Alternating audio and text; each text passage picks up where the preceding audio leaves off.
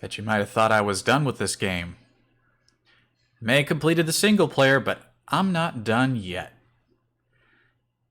A playthrough of Elite Force just doesn't feel complete if I don't do what the expansion added to the game. Specifically, Virtual Voyager. So yeah, I'm gonna do that. Might be a shorter stream. But like I just said, it just doesn't feel complete to beat the game and then not explore the ship. So I'm gonna do this. What can we do? Interact with systems on the bridge. Thank you, phone! Piece of shit. God damn, I hate that so fucking much. Mobile dashboard can eat every dick. Anyway, as I was saying, interact with systems on the bridge. Explore the decks of Voyager. Utilize the astrometrics lab. Launch the shuttlecraft from the shuttle bay. I don't know why that's touted as a feature. View crew logs and gather secret items, which is kind of the bulk of the experience, and experience new holodeck training missions. I don't know why they're called training missions. One of them is Captain Proton. I wouldn't call that a training mission.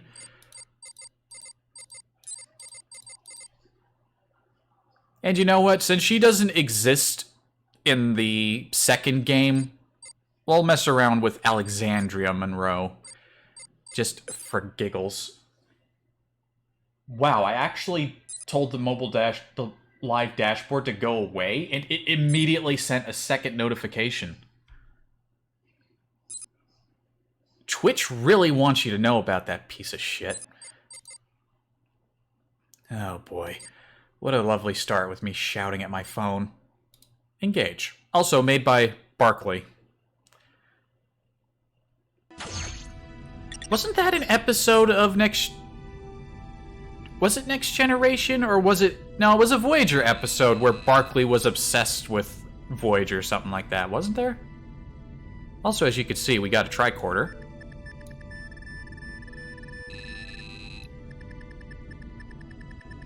Thanks to the tricorder, we know that this laptop weighs 4.06 kilograms and is 38.16 centimeters high. Oh, excuse me. Why is it the moment I need to start talking, it feels like there's 1,000 frogs living in my throat? Ugh. Oh yeah, here's the picture of Alexandria and Worf. That's what Alexandria looks like, by the way. You know, you're not on duty. Why isn't... I guess they didn't feel like modeling, like, a regular uniform. Ah, well. Yeah, as you saw before, Alexander Monroe has a picture of him in the rugby team. Alexandria's got this signed photograph with Worf. Don't know what the story behind that is. But... Wait a minute. She still has the rugby trophy.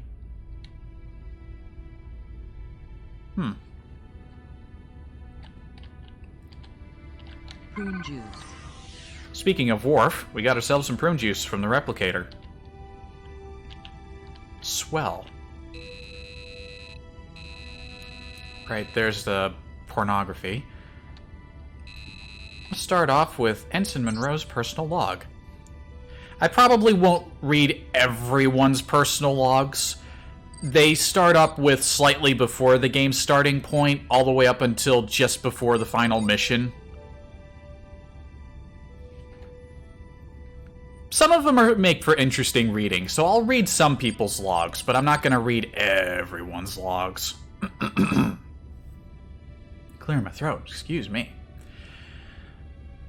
Stardate 53840.1.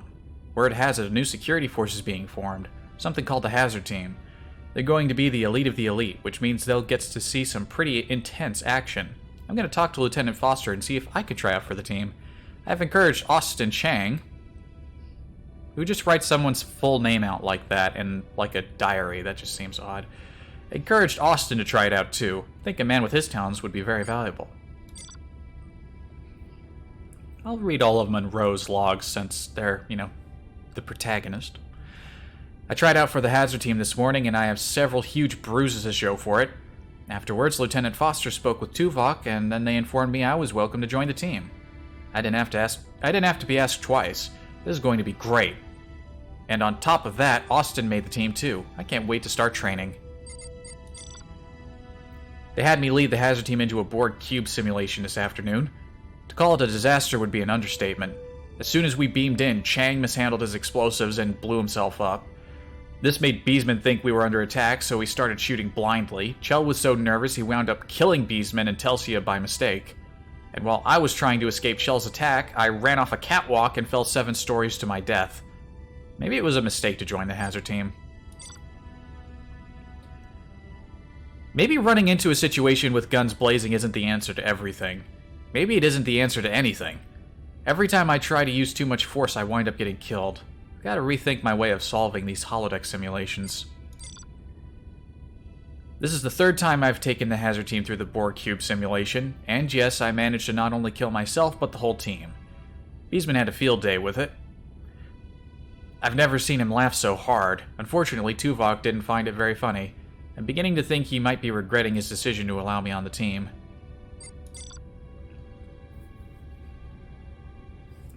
Right after yet another failure of mine on the holodeck, Voyager was attacked by an alien probe and transported to some type of spaceship graveyard. A band of scavengers attacked us and managed to get away with some of our supplies, but the hazard team was able to save the day. Voyager was pretty badly damaged, but I'm sure B'Elanna will figure out a way to patch the ship up and get us out of here.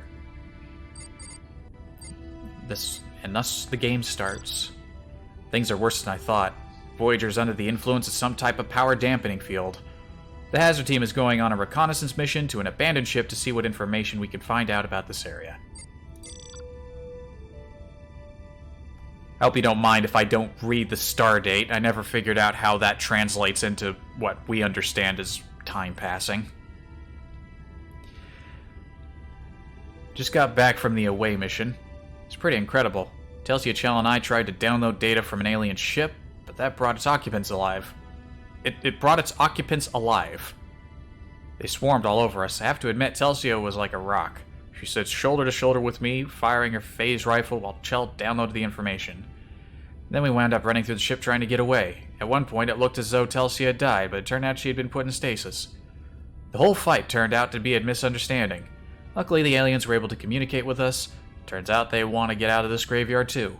The Etherians, that's what they called themselves, gave us all the data they had on the area.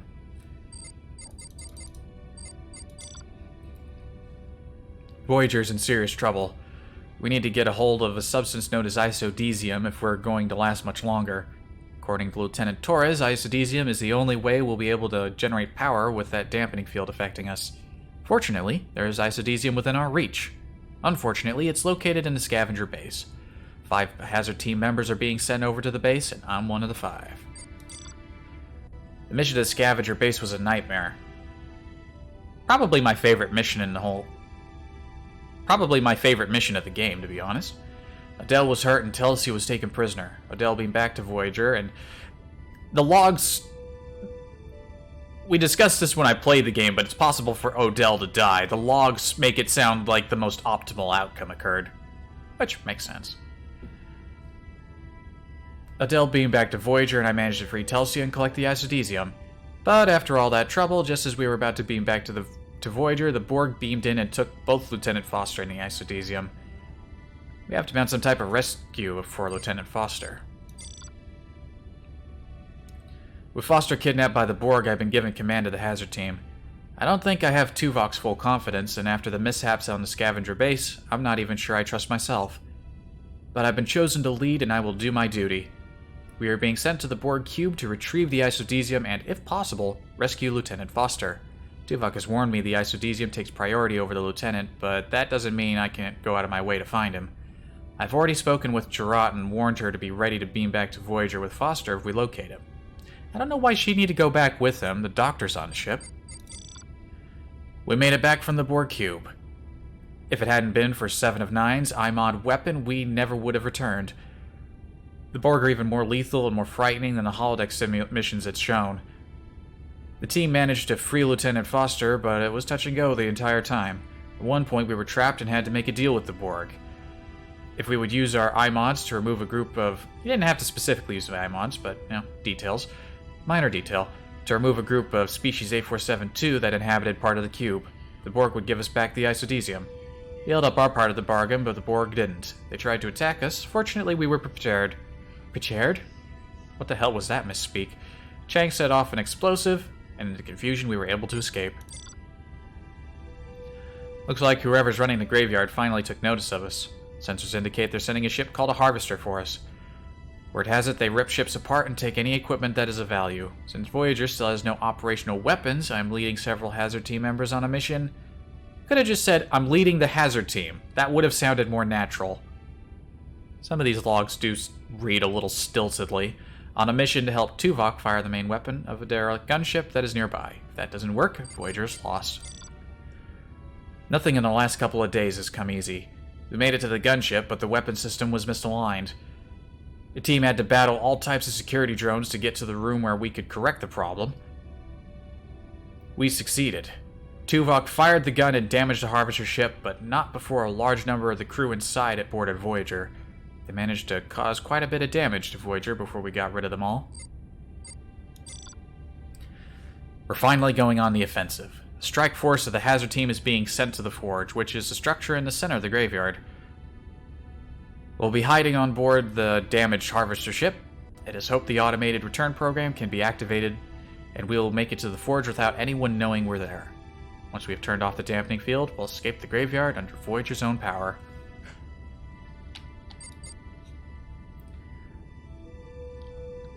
Reading. There's a lot of it. Like I said, I'm not going to read everyone's logs. I'll read some people's logs. Alright, let's hear some of Alexandria Monroe's world-class voice acting. Ensign? 7. I must commend you on your tactical analysis of our situation earlier. It is rare that I find myself in agreement with other members of the crew in these situations. Thank you. Preparations will take some time. I suggest you use the opportunity to relax. What? Captain Janeway has encouraged me to allocate a certain percentage of my time to leisure. It is inefficient, but I see the wisdom of the practice for humans. Whatever. That doesn't really showcase what she sounds like, Alex? normally speaking, but... No, tricorder. We need to analyze. Analyze! 192 centimeters. Alright.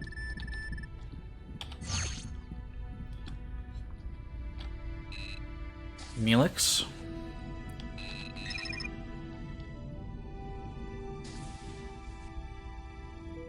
So yeah, we have access to our own quarters. In order to get into other people's quarters, we need to get the, Right, we should visit the holodeck, visit astrometrics, and retrieve security access codes, which will allow us to access people's quarters.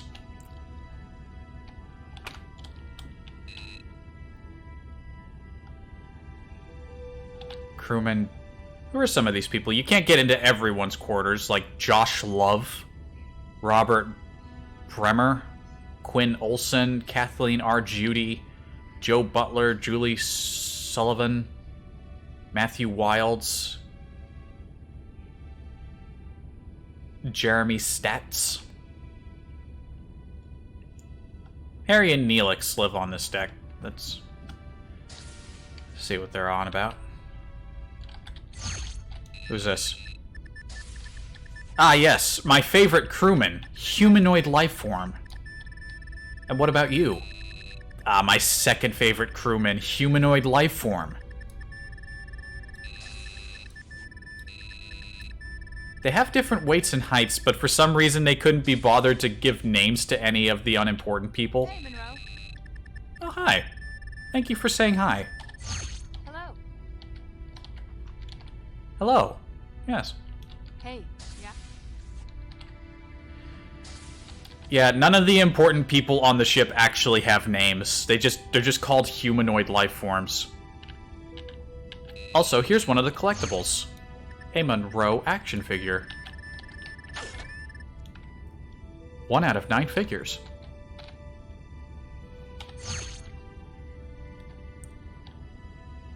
Kelsia. Yes, Alex? One of the rare crewmen on the ship who actually has a name. Can I scan the food? Ah, object. They couldn't even call these chairs. They just call them objects. At least this is called tridimensional chess. That beeping's gonna get annoying, isn't it? Neelix? I'm sorry, Ensign. I'm just a little busy right now. I understand. Harvester legs! So, yeah. Neelix decided not to let the harvesters go to waste, and we're getting harvester legs for dinner for the next couple of weeks. Oh boy. There's some pads we can read here. There's a recipe.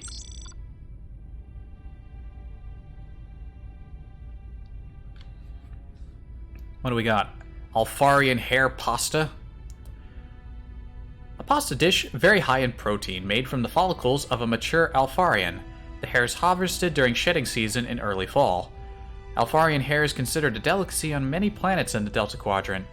It is fortunate that Alfarians voluntarily offer their shed hair for the region's culinary delight, as they are a warlike race and few would dare try to acquire the hair by force. I don't remember. Have I ever seen an Alfarian? Are there a race that's ever been seen, or do we just know that people make pasta out of their hair? Medium soup kettle mix, gallon of water, 1 pound of Alfarian hair, 1/4 cup of parsley, 2 tablespoons salt, 5 tablespoons garlic, bring water to boiling, add Alfarian hair, parsley, salt, and garlic powder, and stir occasionally until hair is tender. Strain noodles, and serve on a hot plate with melted Laurelian cheese sauce and a light red wine.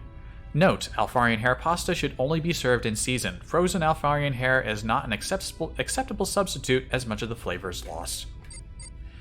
If anyone wants to actually try making Alfarian hair pasta, please let me know how that turns out and how you found the hair of a fictional creature. Algae puffs. Algae puffs are a favorite pastry on Pantane 4, originally created by chefs of King Vardavor the 26th for his coronation. The pastry soon gained popularity with commoners. It has been theorized there are 2 main reasons for its widespread acceptance on Pantane 4. 1, it is delicious. 2, there are vast quantities of algae on Pantane 4. Makes sense. 3 cups of goat milk. What kind of goat? Do they have regular goats in the Alpha Quadrant? I mean, Delta Quadrant? Are there goats on the ship that we get Alpha Quadrant goat milk from? I don't know. 4 cups of chopped Pantane algae, 1/3 cup of sweet yucca beans, 2 teaspoons finely ground Torlax ginger, 6 gray Dulova eggs. Purple Dulova eggs have not aged fully. Arrange in rows on cookie sheet and place in oven preheated to 350 degrees Fahrenheit. Fahrenheit? I thought this was the future. That doesn't make any sense. They don't use Fahrenheit in the future. Bake for 8 to 10 minutes and then sprinkle with Pantane cinnamon. Cool. Like, let them cool, or cool, you just did that. Note, do not serve to Bolians. Their species appear to be violently allergic to algae puffs, and after the incident where crewman Chell had to be beamed to sickbay. Oh, Chell. Bantan.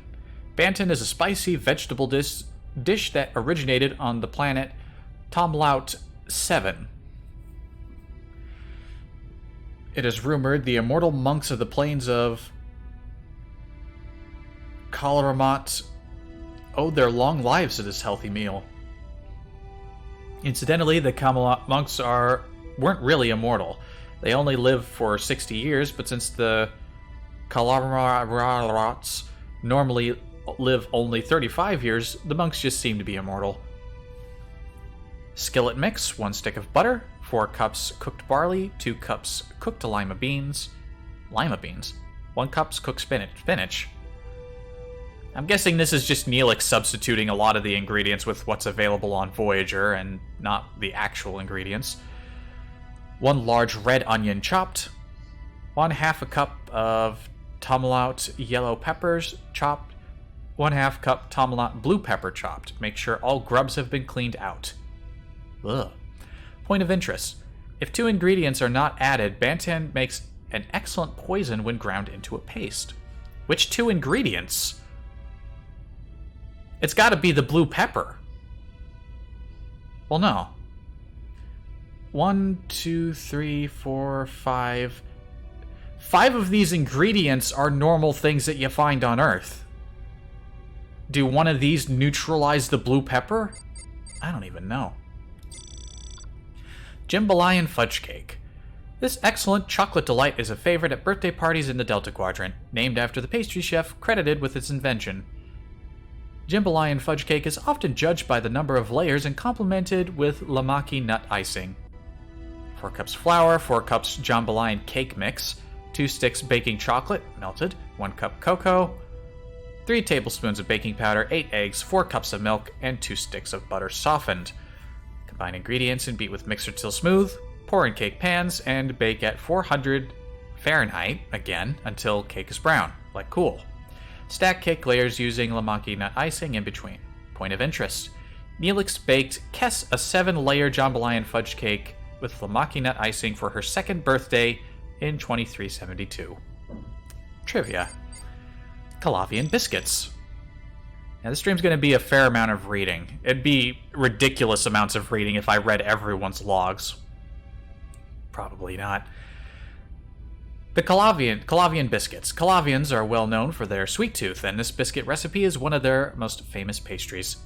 The recipe only seems to turn out if you have Calavian flour, however. The biscuits won't rise properly without it. 5 cups Calavian flour, 6 eggs, 3 cups of milk, 1 tablespoon of baking powder, 1 tablespoon of salt, 2 cups mixed berries, 1 stick of butter. I mean, if you used regular flour, it would still rise, wouldn't it? None of the other ingredients... I don't understand that. Beat eggs and stir in milk, baking powder, salt, and butter. Slowly add flour. As the mixture thickens, add berries. Pour mixture evenly into muffin pans and bake at 375 Fahrenheit for 1 hour. Baste with cream cheese, frosting, and let cool. Laurelian pudding. Laurelians ate pudding with nearly every meal to accent the flavor of fire nut coffee. Fire nut coffee sounds good. I don't even drink coffee, and I like the sound of fire nut coffee. The most popular beverage on the planet. 3 cups flour, 1 cup Laurelian pudding mix, 3 eggs, 2 cups milk, 1 cup Laurelian brandy. Spread evenly on baking pan, cook until top is brown, sprinkle with cinnamon, serve hot with coffee. Point of interest, the pudding is generally served hot, unlike most Earth desserts of a similar nature. Yeah, most desserts that I know of here on Earth are cold, of the cold type. Or, room temperature, if it's like a cake or something. Leola root soup. This bitter-tasting soup is flavored by the Leola root, a yellow-orange tube that is a very good source of vitamins and minerals from a swamp planet in the Delta Quadrant. Loads of ingredients. I gotta read all of it. Combine ingredients in kettle over high open flame and stir occasionally. Bring mixture to a boil, then reduce heat to simmer for 4 hours. While experiencing hyper-REM sleep nightmares in 2374, Neelix dreamt of being boiled alive in a pot of Leola root stew. A nightmare despite the fact that his imaginary stew was perfectly seasoned. I think I remember that episode. Distantly. I remember seeing him boiling in a pot. I imagine a lot of people liked seeing that.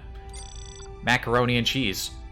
Ensign Ashmore's introduced this Earth classic to Neelix, as it had not been seen before in the Delta Quadrant. The ingredients are different from the Earth version, but the result is reportedly the same. Neelix has classified it as a comfort food. Brill cheese? I guess that's the different ingredient. Goes well with peanut butter and jelly sandwich. Speaking of which, PB&J. Peanut butter and jelly sandwich is a timeless Earth classic, even in the 24th century. The recipe hasn't changed for generations, but its greatness has only been recently introduced to the Delta Quadrant. Used to eat a lot of PB&J, not so much lately. Point of interest, this is a comfort food for Tom Paris. Also, the sandwich seems to have special properties when the bread crusts are removed. I never understood that, kids who needed the crust removed. What was that all about? I always ate the crust. Also, what's this bit here about serving a pickle on the side? That sounds off. I don't like pickles. But that's just me. Moroccan eggs. Moroccan eggs are prepared quite similarly to what humans call an omelet, though much more flavorful. Though traditionally prepared for breakfast, Moroccan eggs are an equally appealing choice for lunch or dinner.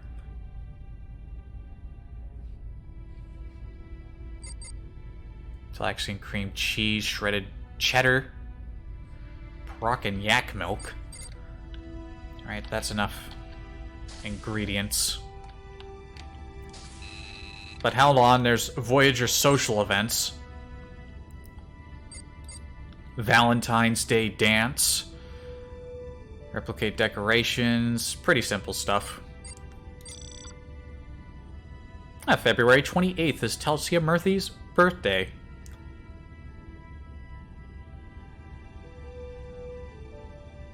Yellow cake with chocolate frosting. I'm very simple. White cake with chocolate frosting is how I go. Baccarat tournament. 30 people in attendance for that. Hamlet performance. Arrive 1 hour before the opening act. 85 to 100 people attending. Everyone getting in on the Hamlet performance. Domjot tournament. 35 people. Ensign Monroe's birthday is May 1st. May 1st was 5 days ago. How about that? Replicate decorations, wrap gift, 15 people attending. Chess club meeting, 12 people in attendance. Samantha Wildman's quarters. Right. Jokarian chess club meeting. The captain's birthday, May 20th. Surprise party, don't inform the captain. Chocolate cake with chocolate frosting. She's all about the chocolate. Only 10 people in attendance. Small private party for the captain. Stratagema tournament. Federation Day. 100 to 130 people attending. What was the crew count on Voyager? Hang on a second. I have to Control-Alt-Delete to actually... you can't really minimize this game. USS Voyager crew count. How many people... How big... What was the crew count of this?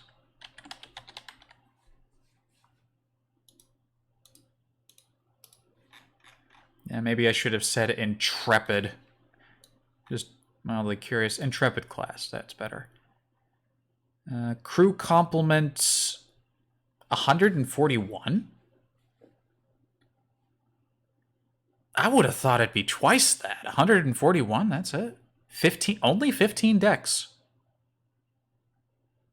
I guess in my head it was always bigger. 141 people. By comparison, what would a Galaxy class have?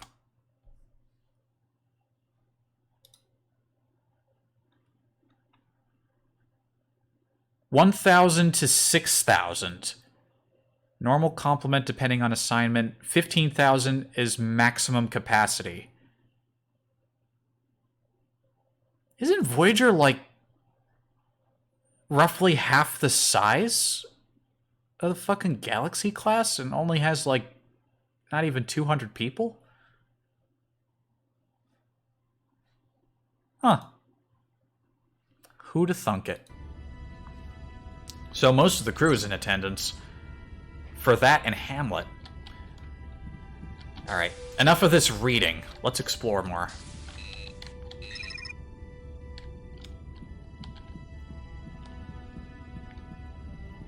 A nice little relaxing stream. Little reading, little exploring.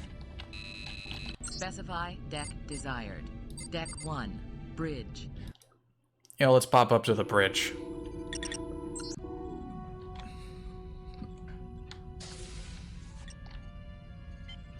Yo, what's good?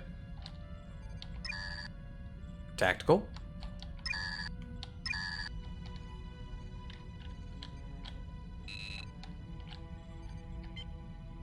I can turn red alert on. Harry? Sorry, don't have time to talk. Okay. Nobody ever has time to talk. Auto-destruct control. Let's not press that. Commander. I'm sorry, Ensign. I don't have time to talk right now. I can see that. Not a lot of people on the bridge right now. Everyone must be at the Hamlet performance. Library station. Oh, if you want to learn some things about... Found on board the Dreadnought gunship, these vessels are fully automated fighters. The offensive weapons built into these craft are very impressive, but what made these machines so deadly was the artificial intelligence. Stored within each fighter is a vast and complex database featuring thousands of years of space warfare strategy. I don't have to read any of this because the computer will read it for me. We can read about stuff that's in the game, Federation history, stellar terminology, weaponry. Disnodes are devices used by the Borg as a means of supplying communications to drones within a vessel. Once a drone leaves the vessel, it switches to far-range communications that radically increase the distance of the communication with the collective. Normally well protected and hidden within a Borg vessel, if a Disnode can be destroyed, it will incapacitate any drones linked to it. Let's focus on the interesting stuff. How about... Tell me about isodesium. This is an extremely rare element that has the ability to regulate matter-antimatter reactions in the same fashion as dilithium crystals. Isodesium is not usually used aboard Federation starships because of its rarity and its relatively short lifespan. But the element was of use when it was discovered isodesium could function under the Forge's dampening field when Voyager's dilithium crystals could not. Oh, this is the Ethereum ship. Let's hear it. Let's hear it. Vastly different from standard starship technology, the spacecraft built by the Etherians is actually a hybrid of inert materials and living tissue. This ship was grown and outfitted in space and feeds off the radiation produced by stars. It is not a sentient creature, but the ship does have a rudimentary intelligence, and the Etherians treat it with a respect that resembles parents caring for a child. Cool. Cool design. I like it. Normally not a fan of, like, the fleshy looking ships, but this one I like. Anything else interesting in here? More than just suspended animation chambers, these pods also act as medical equipment. A rejuvenation pod is able to scan the occupant's DNA and determine the normal functions of the body. It is then able to determine the best course of medical treatment to correct any damage. Old shuttle. This relic of days gone by was discovered on the scavenger's base. Though a total wreck, the shuttlecraft was still an excellent chance to view technology over 70 years old. Okay. A minimal crew runs a Dreadnought gunship, while the rest of the vessel is operated by a large number of maintenance robots. It is assumed on longer missions that the entire crew would be placed into suspended animation in sleep chambers, while the robots continued to operate the ship. Phaser. Oh, you don't get full descriptions for the weapons. I see. Compression rifle. Phaser. Weapons are good. I'll read about weapons. Phaser is an acronym for Phased Energy Rectification. This weapon, also known as a phased pistol phaser. I think I'm more used to hearing phased pistol, isn't it? It is a standard issue for members of an away team or security team members on board ship. There are 16 different strength settings on the pistol phaser, ranging from stun to an explosive burst able to melt rock. Compression rifle. This weapon is known as the Phaser Type 3. It is a very powerful phaser that is seldom used on away missions because of its destructive capabilities. Only security team members or away team members going into extremely dangerous situations are issued a phaser rifle. These look way better than the phaser rifles used in Deep Space Nine. I always thought those things just look so plain. Like, this is good. I like this design. Infinity Modulator. Infinity Modulator is a hybrid of Federation and Borg technologies, designed and built by 7 of 9. The iMod is able to rapidly change energy burst frequency that makes it impossible for the Borg to adapt their shielding. While this device is prone to overheat, it is the only weapon that has proven consistently effective against the Borg. Nobody ever thought to make something like this in the show. Kinda would take away some of the Borg's danger prospect. Scavenger Rifle. This weapon was cobbled together using a mixture of Klingon, Hirogen, Malon, and old Federation technologies. It fires very rapid bursts of antiprotons. While a single hit from an antiproton burst generates very little damage, Scavenger Rifle fires quickly enough that the damage mounts very quickly. Stasis Weapon. Yeah, give me an explanation on this thing. Utilizing the same biological technology as the Etherean chip features, the stasis weapon is a living device. It generates small particles of high-energy photons which have a minimal capacity to track a target. Maybe it's just the fast-paced nature of a first-person shooter, but I never got the impression that the projectiles tracked the target. Compound Grenade Launcher. A weapon normally issued by Starfleet to troops only in times of war because of its capacity for great destruction. But only in the game universe. In shows, you never see something this big. These devices allow distance and accuracy in launching Federation grenades. The grenades feature a rudimentary AI that detonates the device if it strikes an enemy, otherwise it will wait until its timer has reached 0 before detonation. Tetrion Pulse Disruptor. My favorite weapon. The Tetrion Disruptor is a Hirogen weapon that fires extremely rapid bursts of phased tetrions. It was discovered that this device caused damage to human tissue due to its radiation leaks, but this was corrected by Oviedo Perfecto, the Voyager weapon specialist. Good to know. Photon Burst.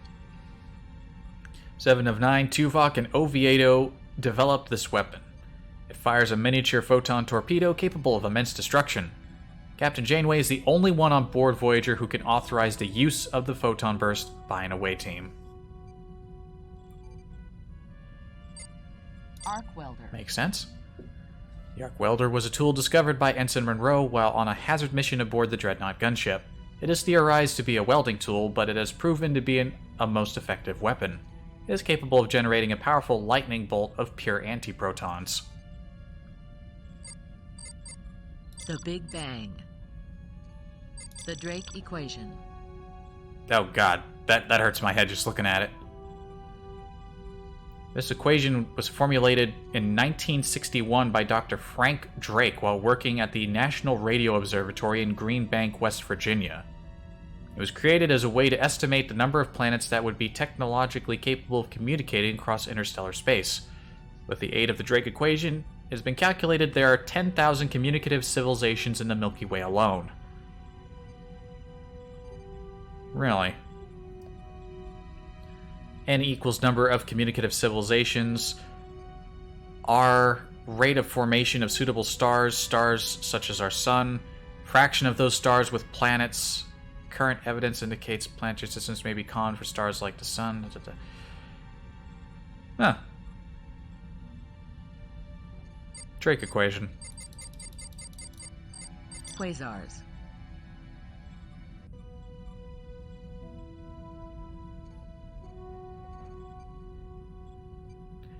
Quasars are very bright and extremely distant objects that prove to be nothing like stars when analyzed in the 20th century. It's been determined quasars are actually light given off by matter that is superheated as it falls into supermassive black holes at the center of active galaxies. Quantum Singularity. Temporal Rift. The Universe. I'm not gonna read all these. On October 4th, 1957, the Soviet Union launched the first man-made object that was able to successfully achieve an orbit of Earth. Weighing 184 pounds, it circled the Earth every 96 minutes. This leap in technology began the space race. in which the Soviet Union and the United States of America placed a very high importance on the conquest of space. I'm all about hearing stuff about Federation history. The culmination of a 238,000-mile journey that took 4 days. The Apollo 11 mission landed on Earth's moon on July 20th, 1969.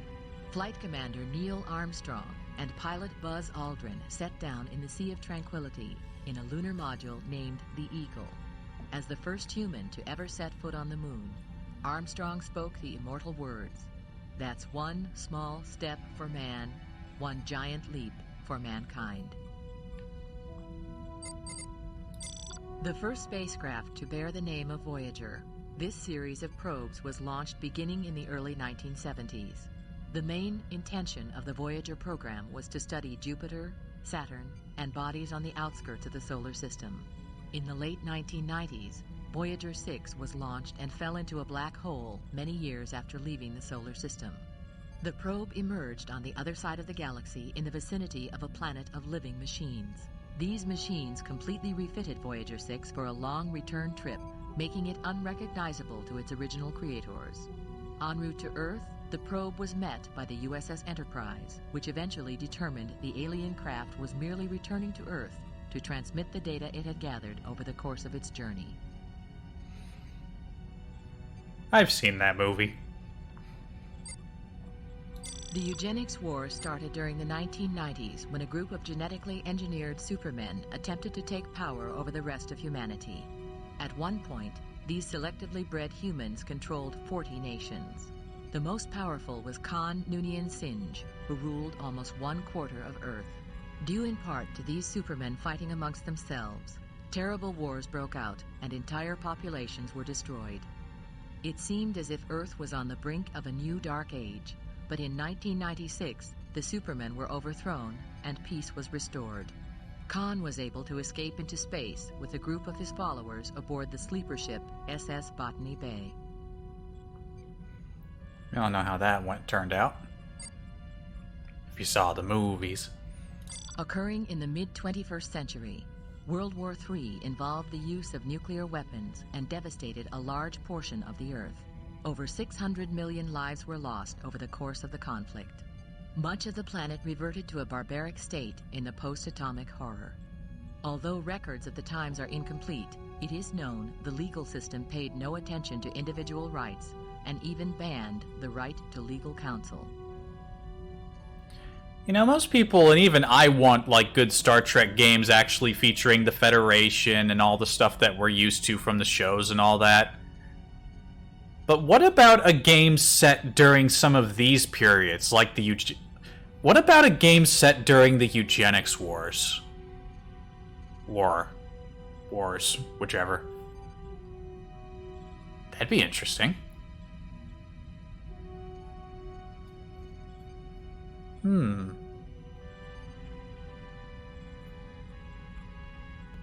I bet nobody's ever considered that, but, you know, I feel like there's potential in an idea like that. Warp drive is the means by which Federation starships achieve faster-than-light speeds using the controlled annihilation of matter and antimatter. This technology was invented by Zephram Cochrane in 2061 during the Earth's slow climb out of the destruction left in the wake of World War III. Aided by engineer Lily Sloan, Dr. Cochrane created his spaceship, the Phoenix, in an abandoned missile complex in central Montana. The use of the warp engines on the Phoenix was detected by a nearby Vulcan scout ship and resulted in the first contact with an alien civilization.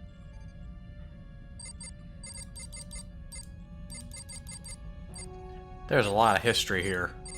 In 2156, because of a dispute over territory, the Romulan Star Empire and Earth fought a war in space using primitive nuclear weapons.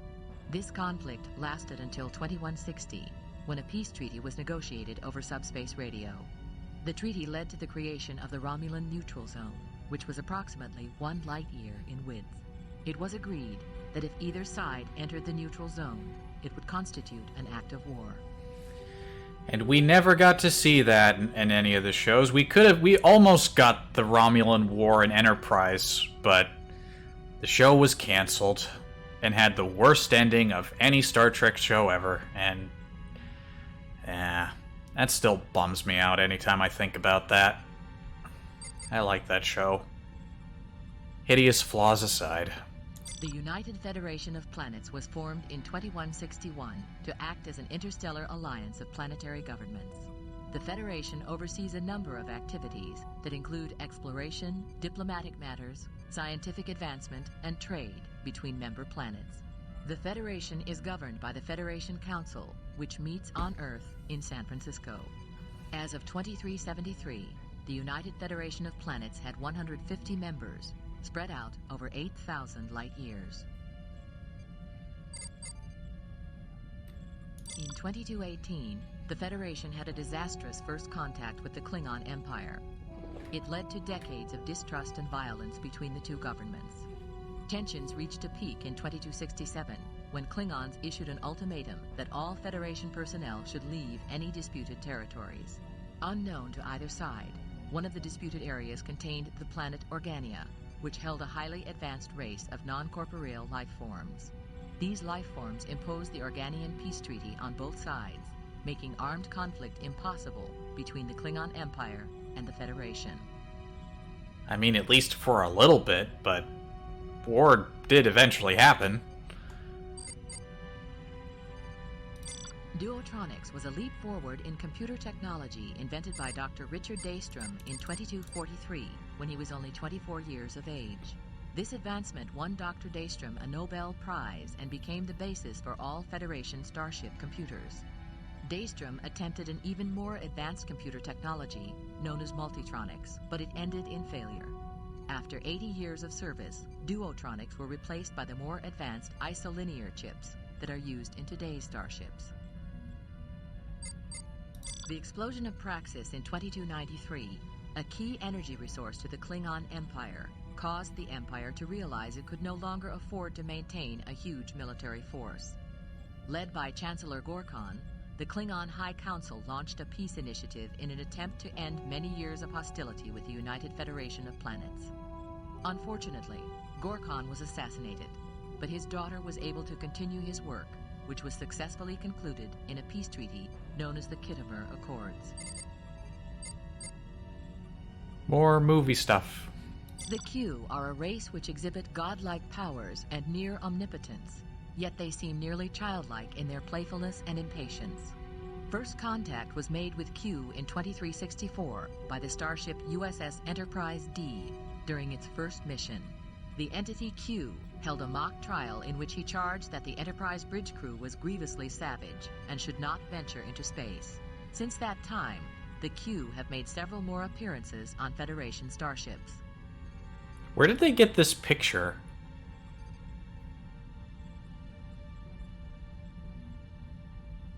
Did somebody have a camera when Q was judging people? The first contact with the cybernetic race known as the Borg occurred in 2365, when a member of the Q Continuum instantly transported the USS Enterprise D to System J-25, over 7,000 light-years beyond Federation borders. They encountered a huge Borg spacecraft that attempted to assimilate the Enterprise and its crew. The Borg forces were so overwhelming that the captain of the Enterprise was forced to ask Q to save his ship by returning it to Federation space. Located only 7.8 light-years from Earth, Wolf 359 was the site of a tremendous battle between Federation forces and a Borg Cube starship. The outcome was disastrous, with the loss of 39 Federation starships and 11,000 lives. The Borg ship was finally defeated when the crew of the USS Enterprise D was able to implant a command into the Borg collective that caused the ship to self-destruct. Launched in 2371 and featuring a bio-neural network computer system, the USS Voyager is the most advanced Federation starship ever built. Unfortunately, Voyager was lost in the Badlands and assumed destroyed soon after launch. In 2374, Starfleet received word that Voyager had been transported to the Delta Quadrant by an entity known as the Caretaker. Efforts are currently underway to bring Voyager and her crew home. In 2372, Tom Paris, helmsman of the USS Voyager, was the first human pilot to break the transwarp threshold and achieve warp 10 velocity. Unfortunately, it was discovered that the experience has adverse effects on living beings. Paris's transwarp flight caused his cellular DNA to accelerate the evolutionary process, and he mutated into an amphibious creature.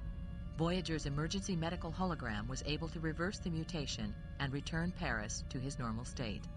You forgot, computer, you forgot about the part where he kidnapped Janeway and turned her into a lizard, and then they fucked and they had lizard babies. I can't believe they would leave out such a critical historical detail. Because of an alliance made between the USS Voyager and the Borg, a female drone known as 7 of 9 aided Voyager in the creation of a weapon that would destroy an invasion force of species 8472. During a violent encounter with species 8472, 7 of 9's cube was destroyed along with its crew, leaving her stranded on board Voyager. 7 of 9 was at first resistant to returning to human society, but she is making the difficult transition with the aid of the crew of Voyager. And that's your history lesson for today.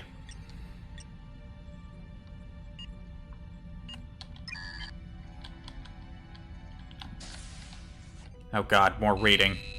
There's a lot of reading. I like it, but it's probably not the most interesting thing to stream. Coffee.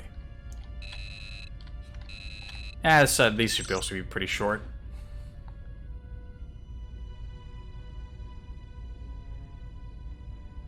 Yeah, power systems down.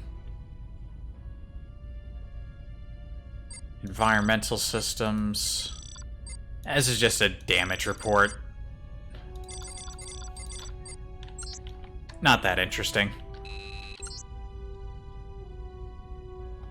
For some reason, Tom left a whole pad here of Captain Proton episodes.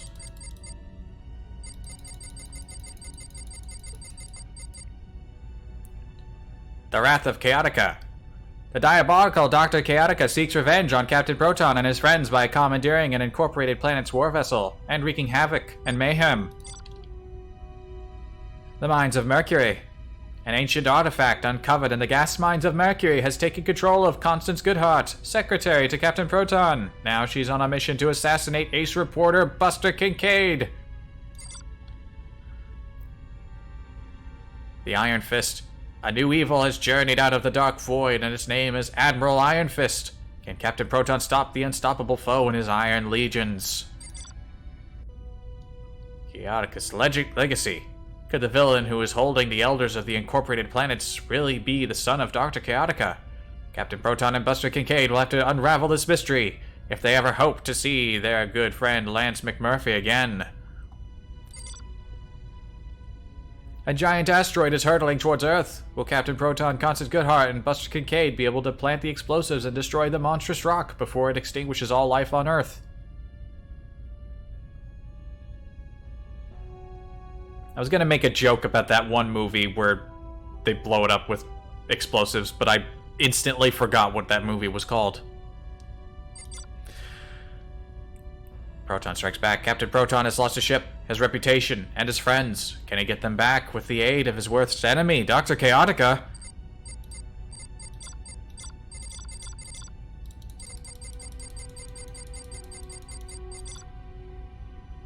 Satan's robot conquers the world. The robot has no trouble subduing mankind with its amazing computer prowess, but can it defeat Captain Proton? Probably. Hazard Team Readiness. Okay, here's something that's worth reading. Overview. The Hazard Alpha Team has been under duress for a considerable amount of time, but this has had the effect of forging them into a team. What they have endured is more training than Lieutenant Foster and I could have given them in 3 months. They communicate well and know the level of each other's abilities. I believe the entire Hazard Team has become a very effective tool, surpassing my original intentions. The lieutenant is recuperating in sickbay from his injuries suffered while being assimilated. It is doubtful he will ever be able to return as active leader of the Hazard Team. I don't know why not. Picard got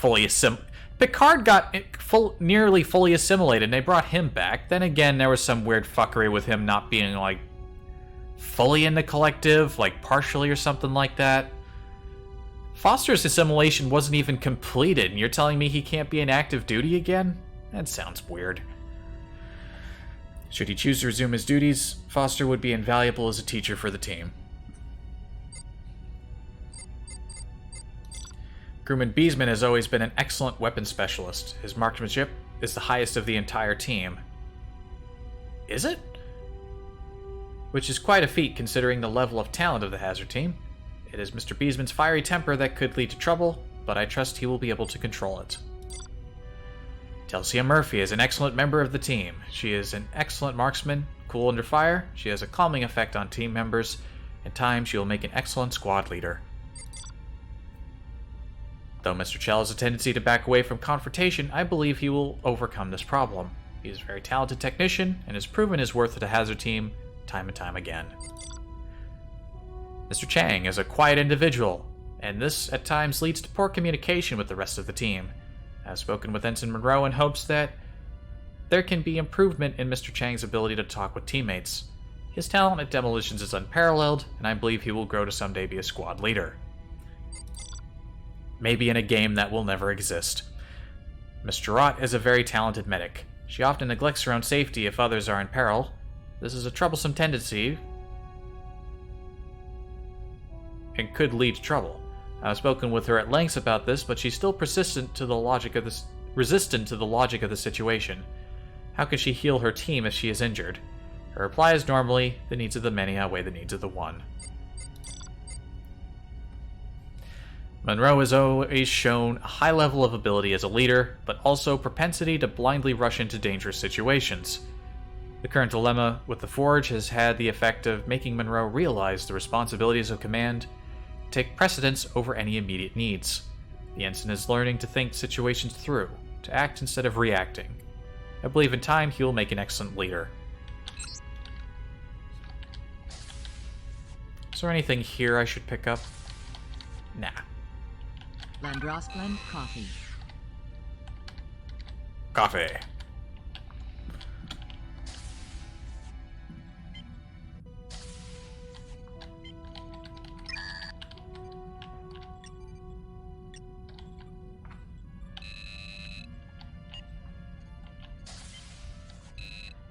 Sup?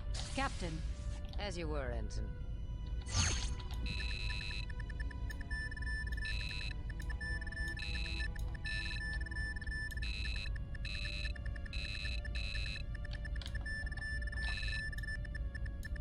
Don't mind me.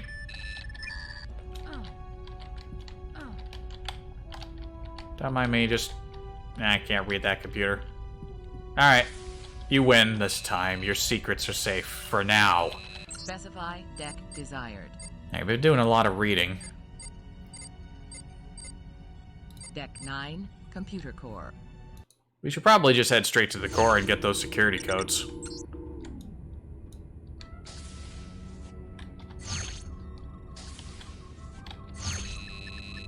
Ah, yes. My third favorite crewman, humanoid lifeform. Crewman. Can't you see I'm working? You, unlike most people who say that, you are actually working. I'm impressed.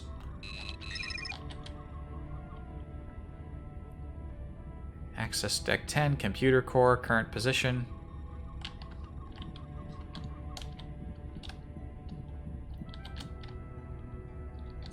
Are you my fourth favorite crewman, humanoid lifeform? Actually, no, this guy has a name. It's Robert Green. Hey. Can't you see I'm working? How come this guy gets a name, but everyone else is just humanoid lifeform? Sup? Hi. I don't think you are actually Robert Green. I bet you're just another humanoid lifeform like the rest of them. Trying to fool me. Trying to fool me like I don't know. I know. What about you? Oh, Anthony Cray, are you? I don't believe it. You're a humanoid lifeform if I've ever seen one.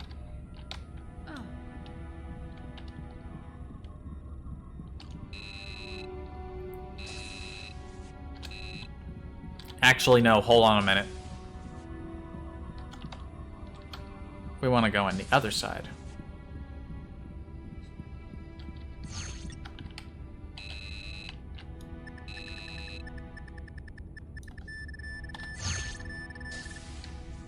doing the right thing. Yes, Monroe? Sup? Greetings. Great.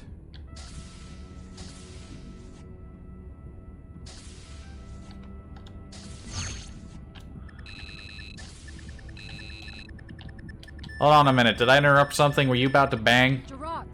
Do you need something? Even Alexandria says Gerard's name in the most, like, exasperated way possible. Gerard! Sorry, Monroe, I'm busy now. What is that? Is that like some sort of in-joke with the at Raven Software? I don't know what that's all about. Where'd Chang go? Alright. We just interrupted some people who were about to fuck, so let's just move on. Door.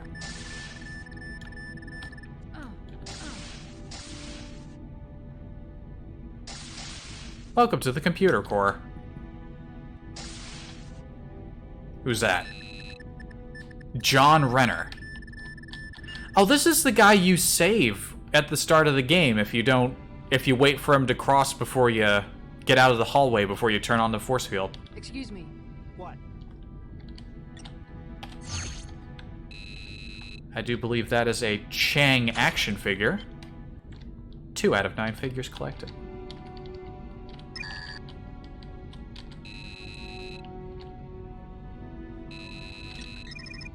Access codes granted.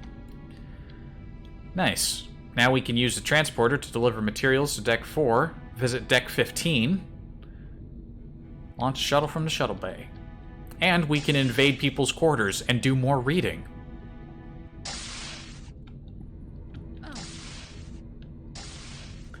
Geez, I've already spent an hour on this.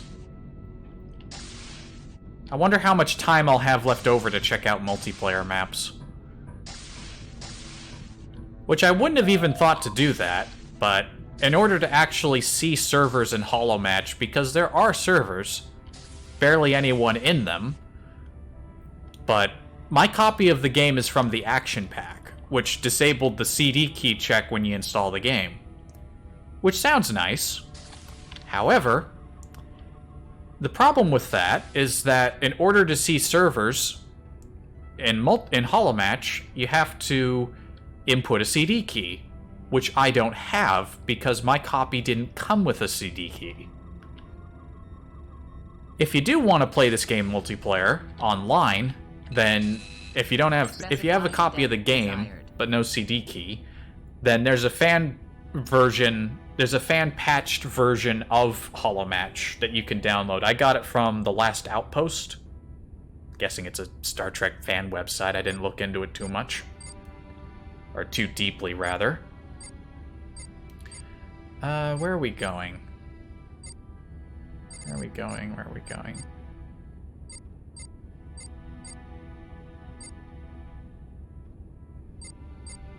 Officers' quarters is just a lot of reading. We'll save that for later.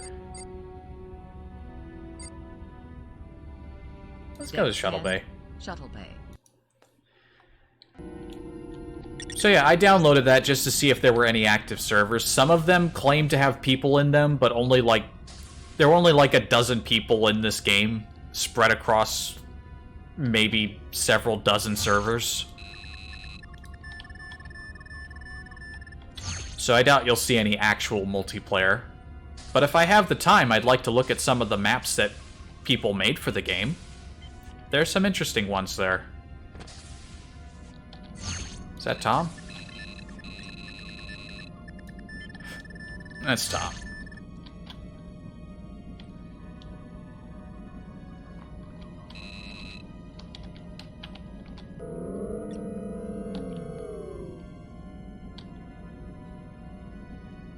Yo, what up? Tom. Yeah? Hey, it's Ken. Hey, Yeah? crewman. Sorry, don't have time to talk now. Hey. Yeah? Who are you? Humanoid life form? Ah, yes, of course.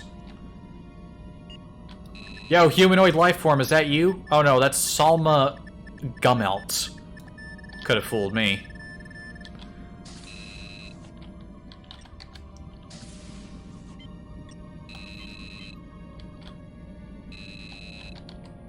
Shuttle bay force field activated. Shuttle bay main doors open.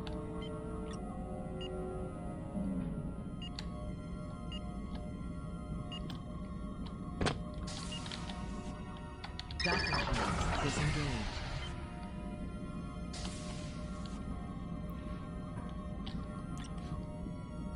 Alright. Simple stuff. Alex? What's up? Launching Shuttle Andromeda.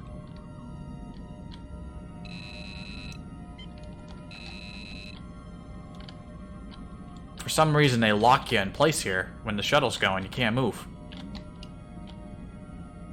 Like how launching a shuttle is listed as a feature. Like, you can launch a shuttle from the shuttle bay. Okay.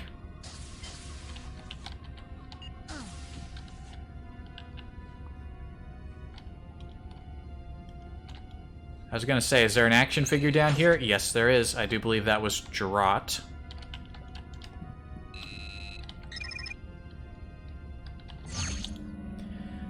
And that's it for the shuttle bay.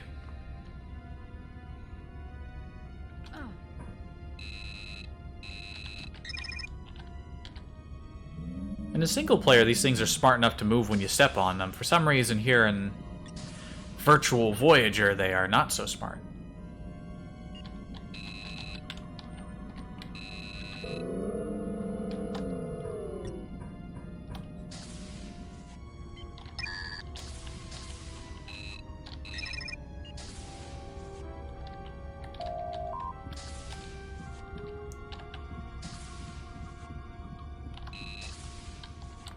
Where ought Specify I deck go? desired. Deck 11, engineering. Probably stuff I could pick up in engineering. Probably an action figure, yeah?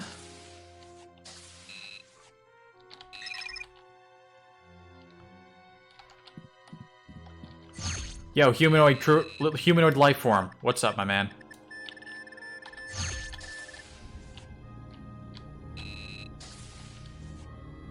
Access denied. That's probably very smart to deny me access from whatever that is. The power relays? Yeah, makes sense. Displaying power relay access code.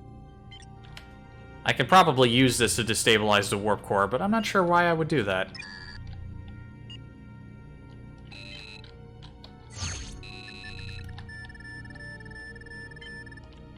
What's up? Boys. Look, Ensign, I'm kind of busy here. I can see that. You are, in fact, the only person here in engineering right now. I do believe that is a Telsia action figure. I'll take that. Oh, Vorik is here. Excuse me. Alex? Hello? Hello. Hello.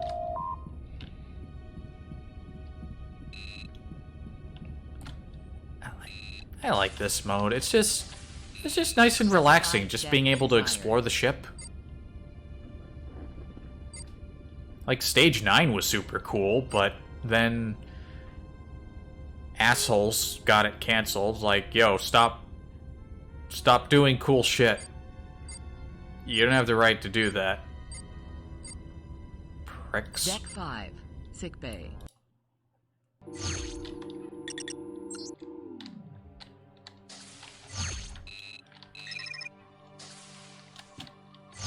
Yo, is that some more of my boys, the humanoid lifeform gang?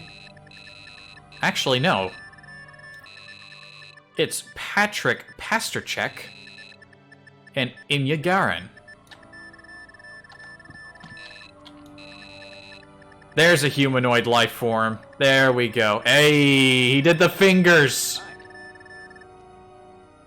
Okay, I said there were... nah, that's my favorite humanoid lifeform right there. I should have that be like a follower or like... nobody can sub to me, but If I ever get to the point where people can subscribe to me, the notification is going to be, that's my favorite... You are my favorite humanoid life form. Perfect.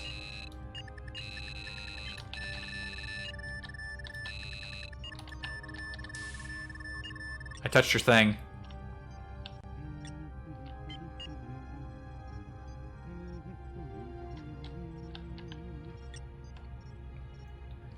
Also, here's Lieutenant Foster. He's asleep.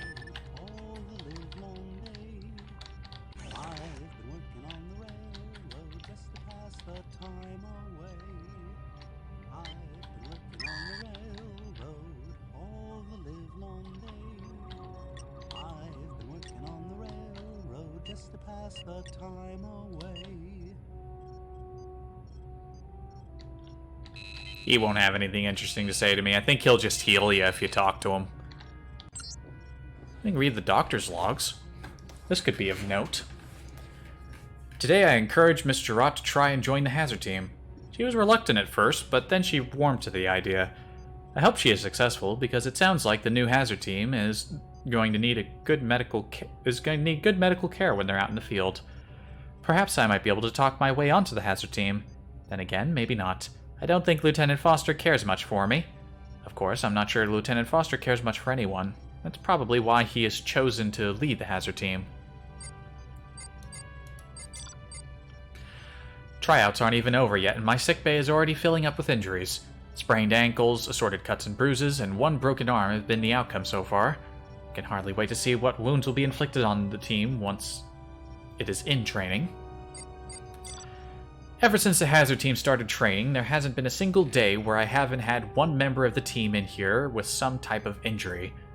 Don't Tuvok and Lieutenant Foster realize these people are not robots? They cannot be expected to endure the type of holographic simulations they are being put through. That does it. Crewman Laird was beamed into my sickbay with 2 broken legs.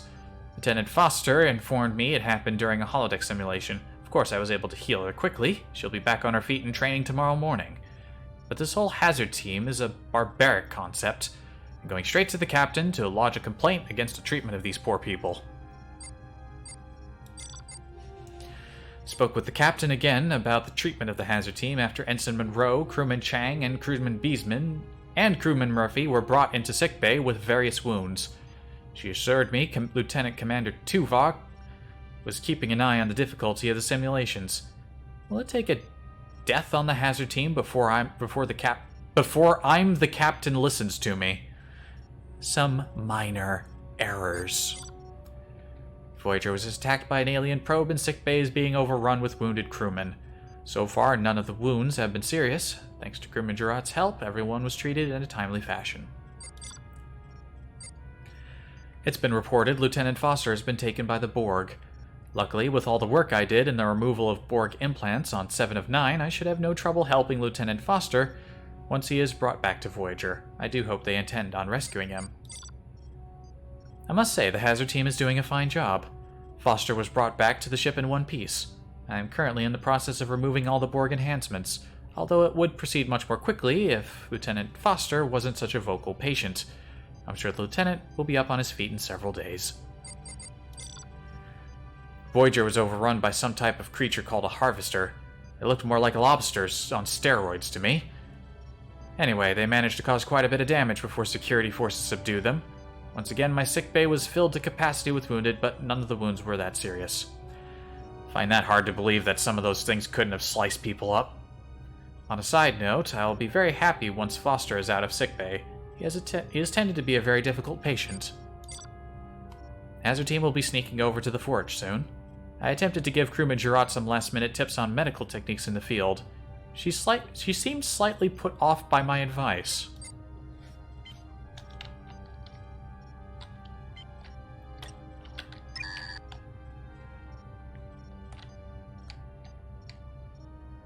I've been working on the railroad all the livelong day.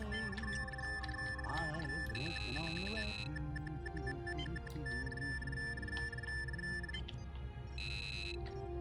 Disease library.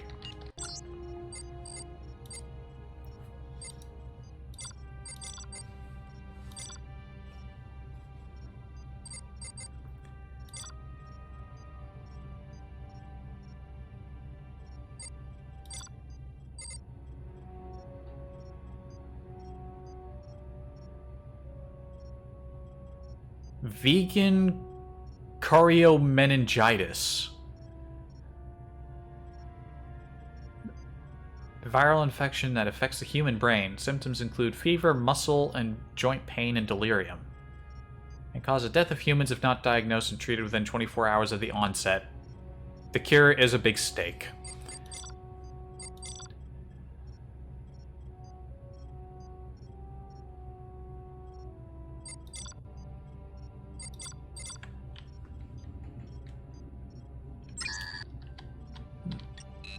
Who are you? Ah, yes, humanoid life form, of course, of course. Access granted.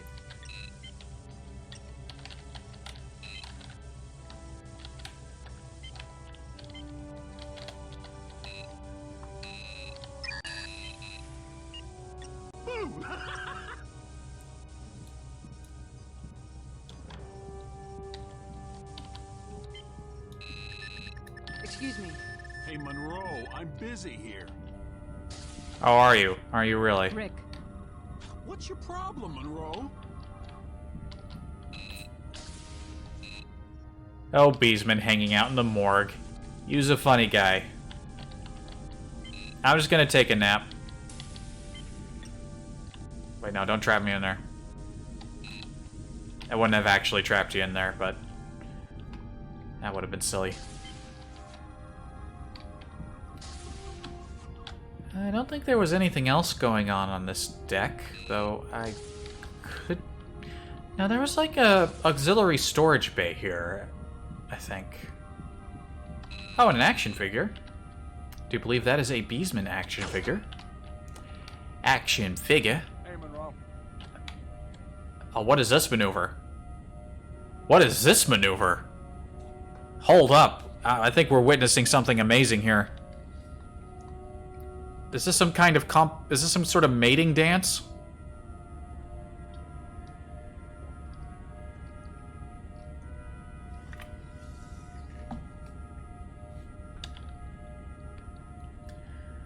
Hold on. I think the maneuver is about to cancel out. Oh, they got... Okay, now they escaped.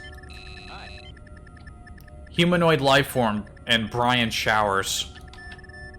That was a very normal human interaction. It always disappointed me when I was a kid that you couldn't actually talk to the crewmen and have, like, conversations, but I do appreciate that they at least say hi. Specify deck desired. I already cleared the shuttle bay and engineering and the computer core and sick bay. Deck 8, astrometrics and cargo bay.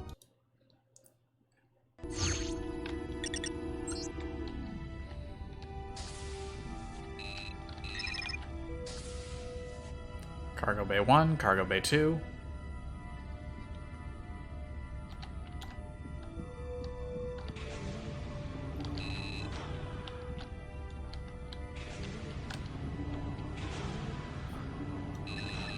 Humanoid life form, humanoid life form, and humanoid life form.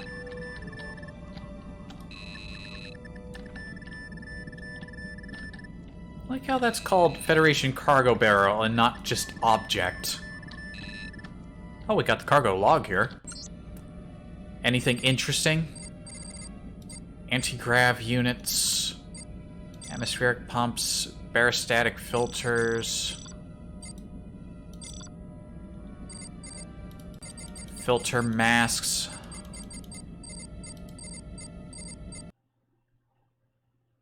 Uh-oh, did the game just crash? Oh shit, the game just crashed! Oh no! Come back! I don't think I've ever had the game crash on me before. Welcome That's to Voyager LCAR's menu system. mildly unusual. Resume. Fortunately, the game autosaves whenever you take the turbo lift.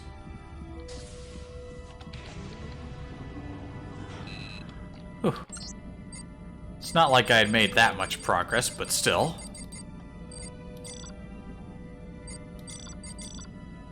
38 Type 1 phasers, 34 Type 2 phasers. The Type 1s are reconditioned. Phaser rifles, reconditioned, 41. Oh yeah, you can pick up...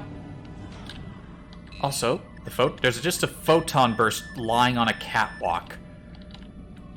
We read earlier that only the captain is capable of issuing those. So why is one just sitting around? Also, I spy a Chell action figure.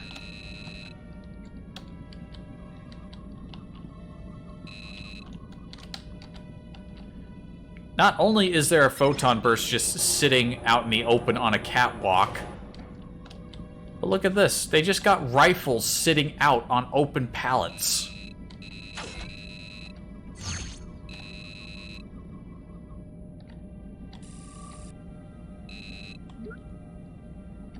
Fucking, who's responsible for storage around here?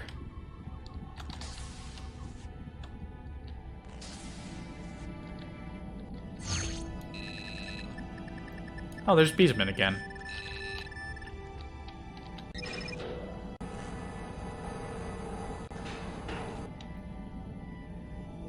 Rick, What the? What do you want? am I interrupting something? Man, Monroe, lay off. Calm down, crewman. Hey, don't you have a mission to go on? What was that all about?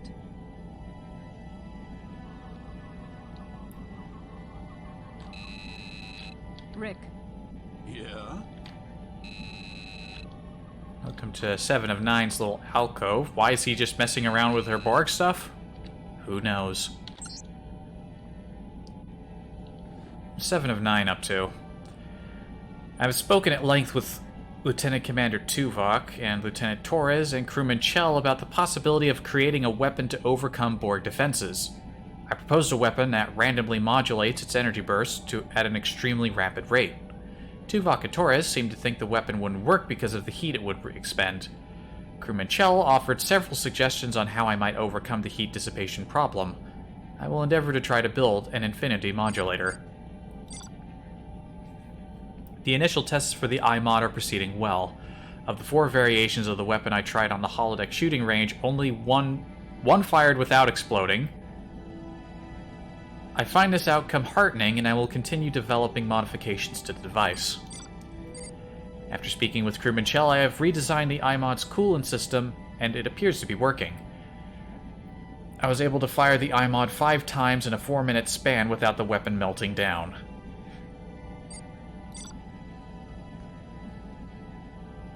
The Hazard team will begin training with the iMod on the holodeck simulations. This will be an excellent way to determine the effectiveness of the system. I suspect there will be difficulties with the weapon, but nothing that cannot be corrected. My work on the iMod has been delayed due to the fact Voyager was transported a vast distance by an alien probe. While in transit, Voyager was damaged, and all major systems are offline. I am currently aiding Lieutenant Torres and her engineering staff to make repairs. Due to an energy dampening field Voyager is trapped in, repairs are proceeding slowly. So far, none of the major systems are online, and I doubt if we will ever be successful until we are freed of this graveyard. Torres made an interesting proposal. That isodesium would make an excellent power source. I agree with her, though it is a very rare substance. It would function even in the energy dampening field. Should the Hazard team be able to locate an amount of isodesium, repairs should proceed much quicker. The Borg attacked the Hazard team while they were on Scavenger Base. Both Lieutenant Foster and the isodesium were taken. In anticipation of a rescue, I have begun construction of enough iMods for the entire Hazard team. I will be accompanying the Hazard team on their mission to the Borg Cube. Our main goal will be to retrieve the isodesium. Secondary goal will be to rescue Lieutenant Foster. This would be an excellent chance to see the iMod in a real-life situation. I trust it will function without difficulties. The iMod functions perfectly. We were able to overcome Borg adaptive shielding and fire at an acceptable rate without overheating. We were also able to recover both the isodesium and Lieutenant Foster. Very concise logs from 7. And very focused on the development of the iMod.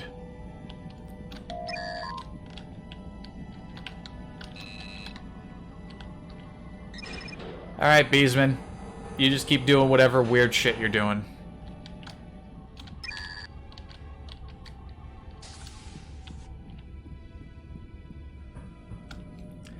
We can't reach that from here.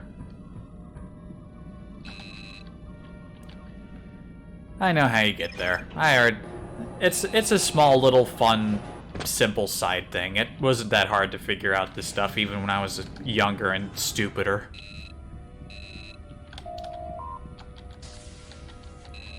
Welcome to Astrometrics. Ensign Monroe. If So? you wish, you may access the astrometric and xenologic records from that console. Okay.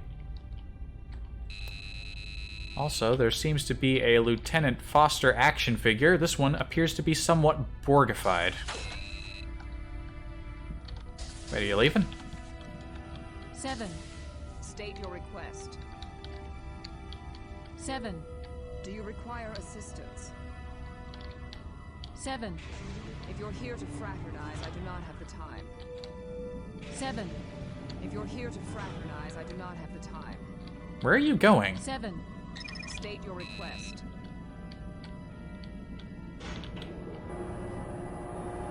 Is she going to her alcove?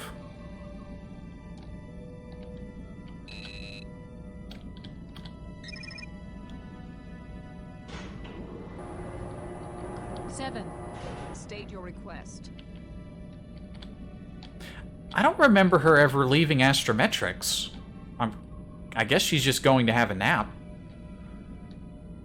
She's the only character in Virtual Voyager that actually has any extra dialogue, and that's because it was only when the expansion was made that they got Jerry Ryan in to reprise her role. Originally, they couldn't get her for some reason. So it makes sense that she's the only character with any new lines. Ow. I have caused myself an injury.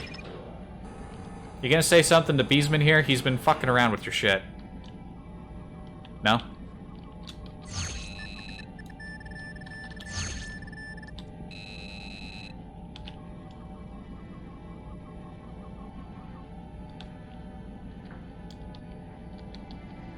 No. Hey. What do you want?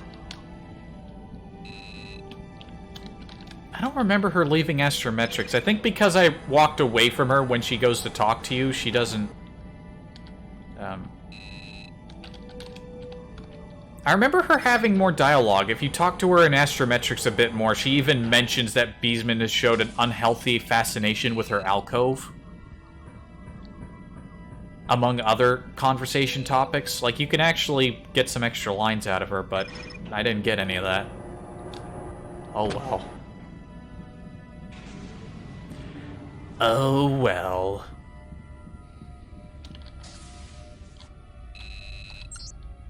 The Avatar is largely a mystery, but it is speculated it was a first attempt by the Vorsoth to create an ultimate warrior, or it is a unit designed as backup to the Reavers.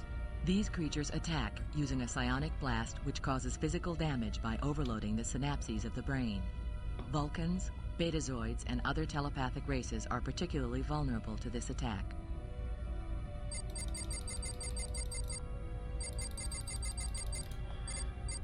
Featured in the black and white serial The Adventures of Captain Proton, these insidious creatures were the creation of Dr. Chaotica.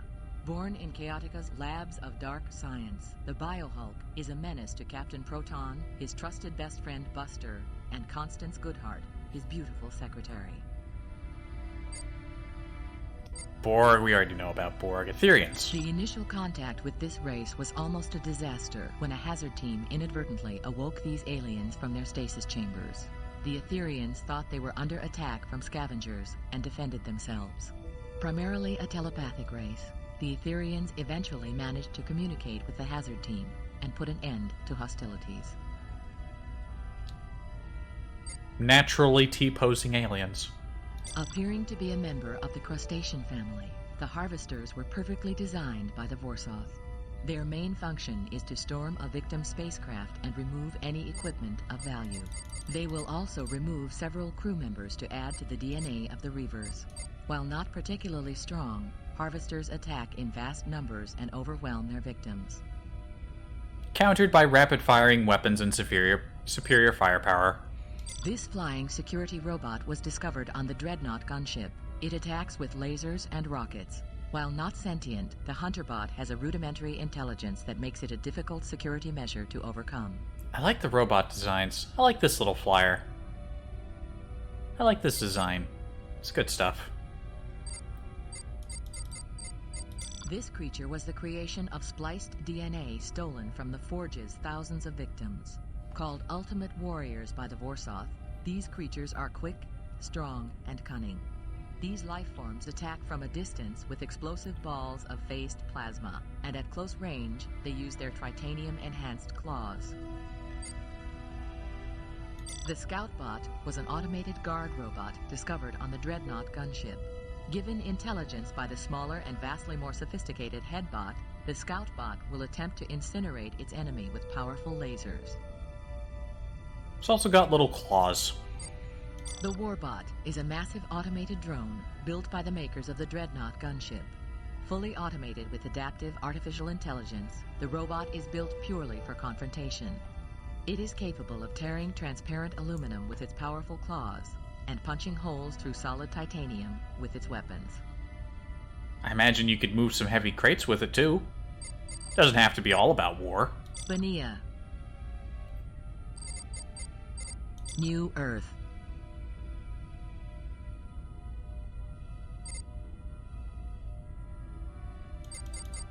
Okampa.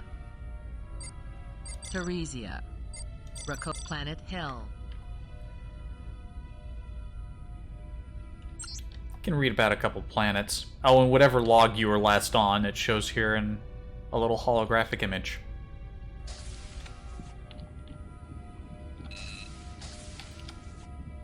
I imagine if anyone wants to read all of this stuff, like I could do it.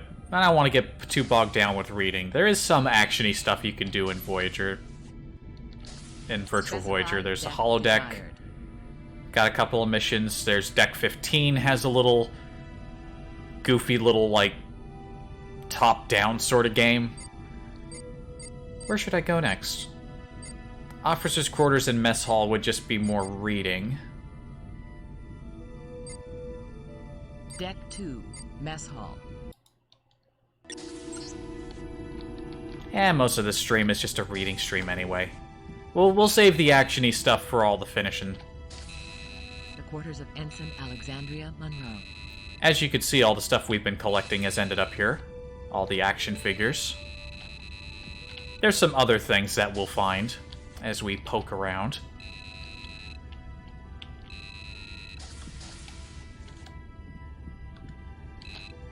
The quarters of Neelix. Welcome to the Neelix Zone. Here is a 7 of 9 collector's plate. As you can see, it went into the distance there. It just got teleported to my room. I'll read Neelix's logs just because some of his are appropriately goofy. It's a big bathtub.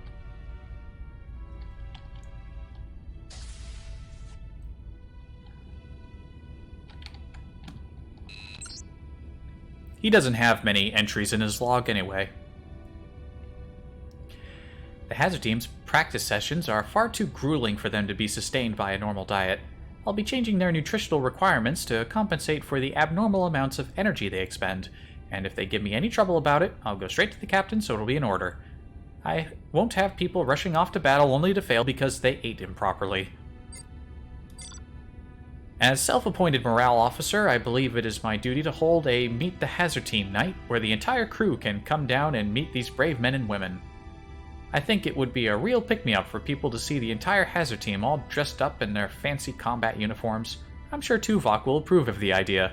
It's like he doesn't know Tuvok at all. I spoke with Tuvok at length about the idea, but the Lieutenant Commander seems to have his mind made up. He said it would be demeaning to cut into valuable practice time. Perhaps if I asked him in a few weeks, his opinion will have changed. To present the Hazard Team in a positive light, I've created a Hazard Team poster I've distributed around the ship. It really is quite a heroic-looking picture. I hope these go over better than the plates I had made to commemorate 7 of 9 joining the Voyager crew. All the Hazard Team posters seem to be missing now, and no one will tell me what happened to them. And in a side note, Lieutenant Foster seems rather angry with me lately, although I can't imagine why. He wouldn't say 2 words to me during breakfast, no matter how hard I tried to make conversation with him. We'll read Foster's logs later. We'll give you some insight there. In the last few days, I can't believe what has happened. We've been transported to some unknown section of space, attacked by scavengers, assaulted by Etherians, threatened by Borg, and almost torn apart by a huge mechanical harvester ship. There was even a tremendous battle right in the mess hall. Crewman Beesman wound up shooting one of the harvester creatures with his eye mod. It was quite messy. I'm still searching for 2 of the creature's legs. I can tell you the entire crew is on pins and needles. They need something to do with all this nervous energy. Morale is at one of the lowest points I've ever seen. Ensign Monroe thought we should attack the aliens who are holding us prisoner in this galactic junkyard. I agree with the young ensign. The quarters of Neelix, Darvo fritters, and chicken soup. That sounds alright. The quarters of Neelix.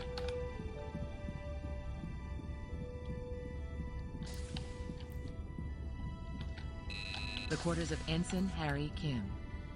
Anything in here I can nab? Well, there's an object.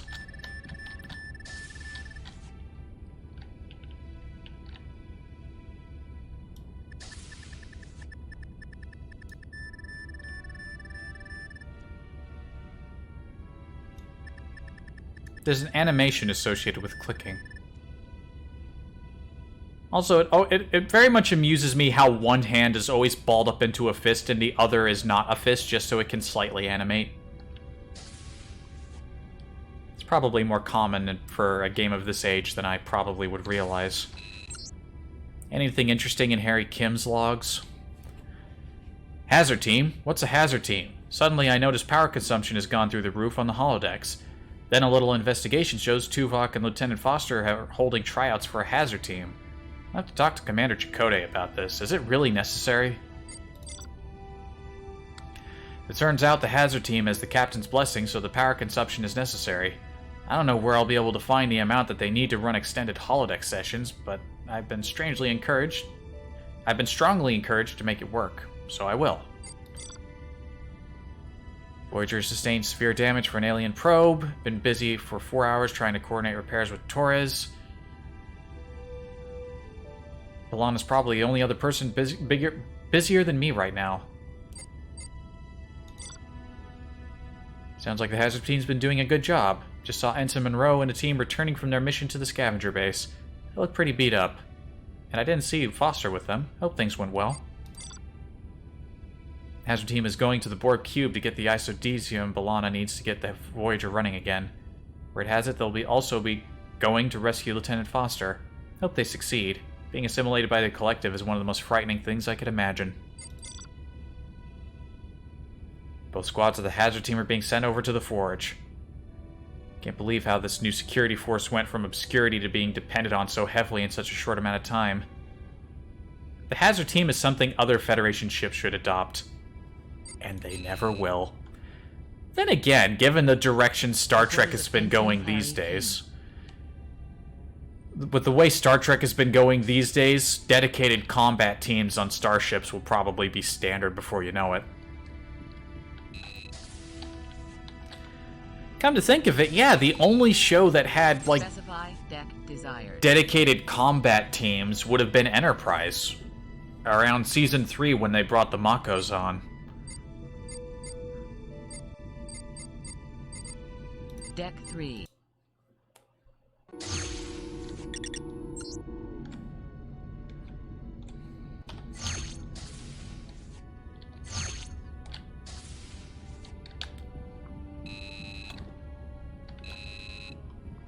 Is that a humanoid life form? Nah, it's Harry Lang. Not to be confused with Harry Kim.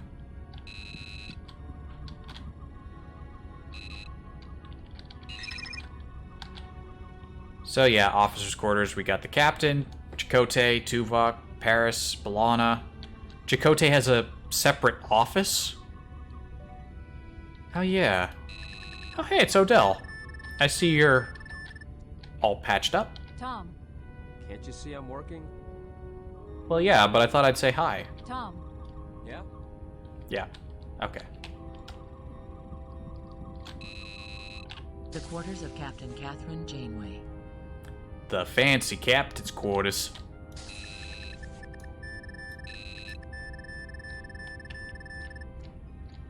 The quarters of Captain Catherine Janeway.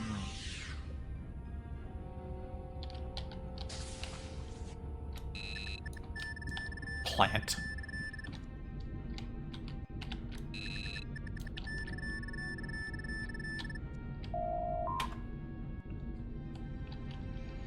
Captain's got the fancy quarters.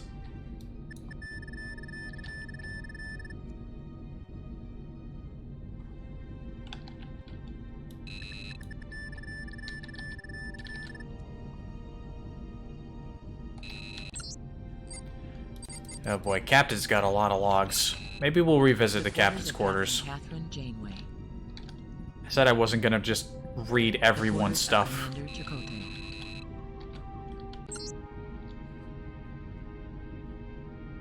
Crewman Dishler has contacted me again. He seems uncertain as to his duties on Deck 15. I should hope he would eventually realize what it is he's exactly supposed to do. I may have to speak to the captain about this matter.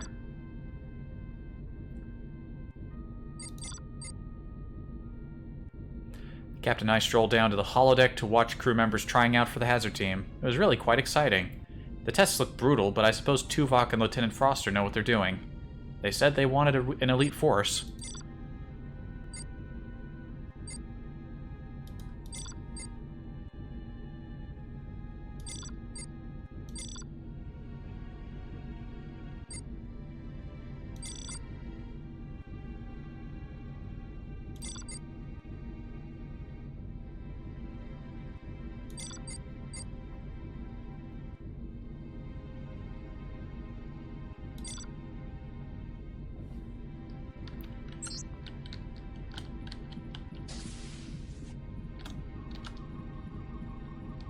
The quarters of Captain You know what, we're here. We'll see if there's a couple interesting logs.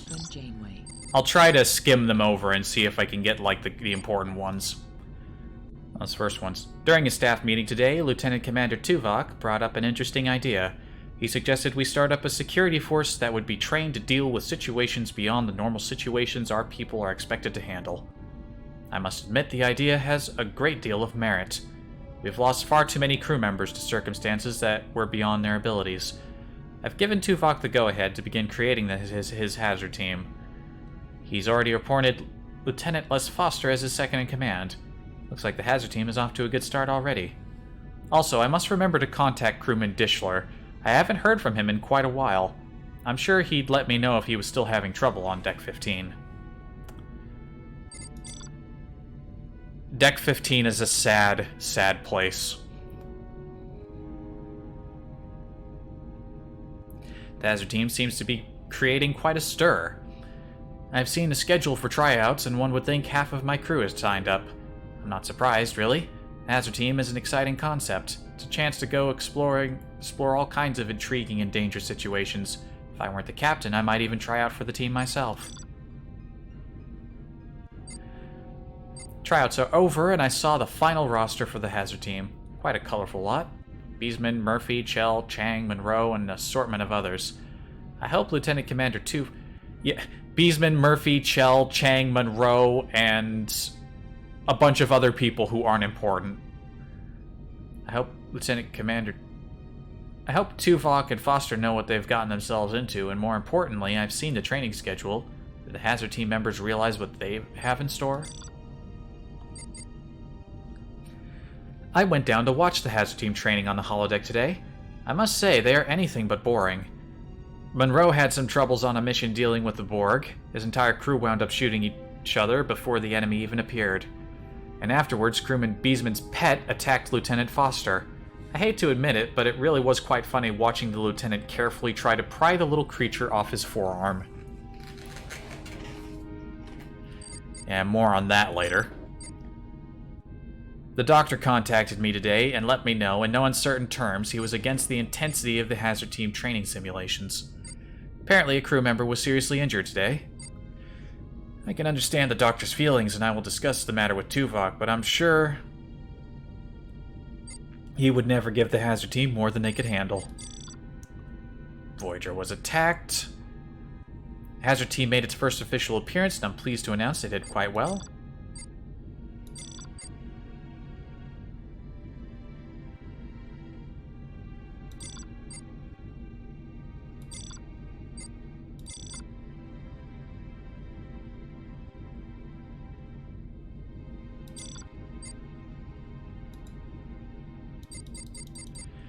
The hazard team returned victorious from the Borg Cube mission. Special commendation will be placed in each member's record.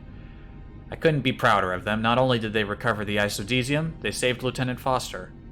The hazard team has proven to be quite an amazing group of men and women.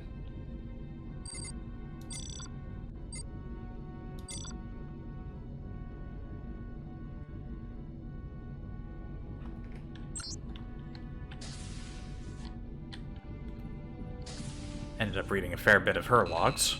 The quarters of Commander Chakotay. Yeah, we already read Chakotay stuff. The quarters of Commander Chakotay. You know, that's actually an interesting thing to note. Both Chakotay and Janeway's rooms are... Well, actually, no. Chakotay's room is about the same size of most everyone else's, but he doesn't get his own bathroom. And neither does Janeway. Wait a minute, unless that... The quarters of Commander Chakotay. I guess that door must lead to the bathroom, and they just didn't feel like modeling it for the officers. The quarters of Captain Catherine Janeway. Wait a minute. Their rooms... Is that... Do they share a bathroom? Huh. The quarters of Captain Catherine Janeway.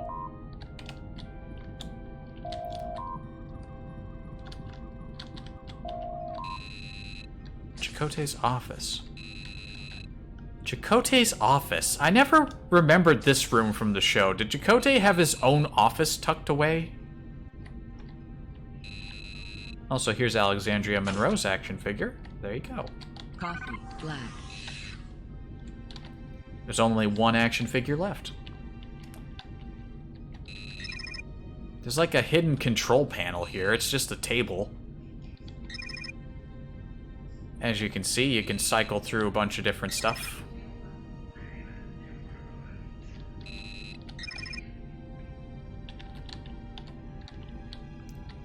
I'm stuck. I like the design of the gunship. I like it, just a big cannon with an engine strapped on the back.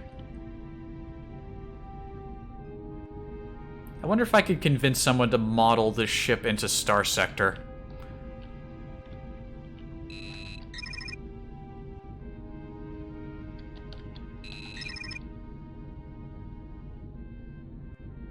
Scavenger Base also looks pretty cool.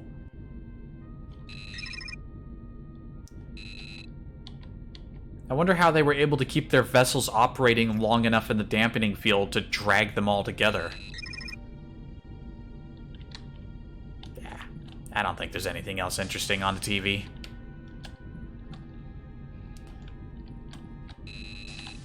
The quarters of Lieutenant Bilana Torres.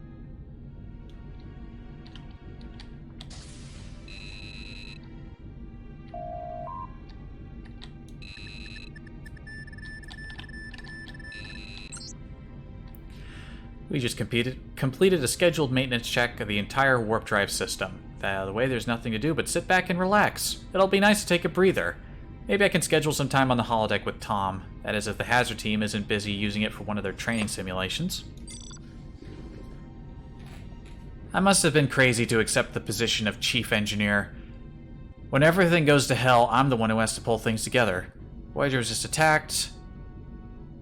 Almost every major system is fucked up. Everything is fucked up.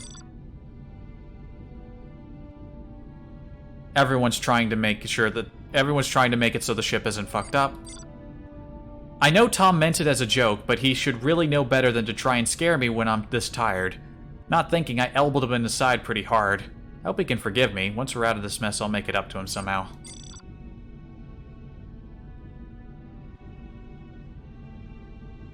This is when she realizes isodesium is good stuff. Ah. The quarters of Lieutenant Milana Torres.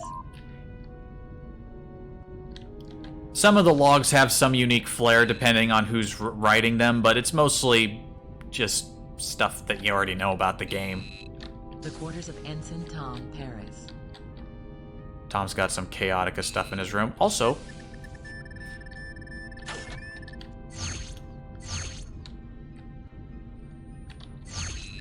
Chaotica's bust. And we also got this little black and white proton gun.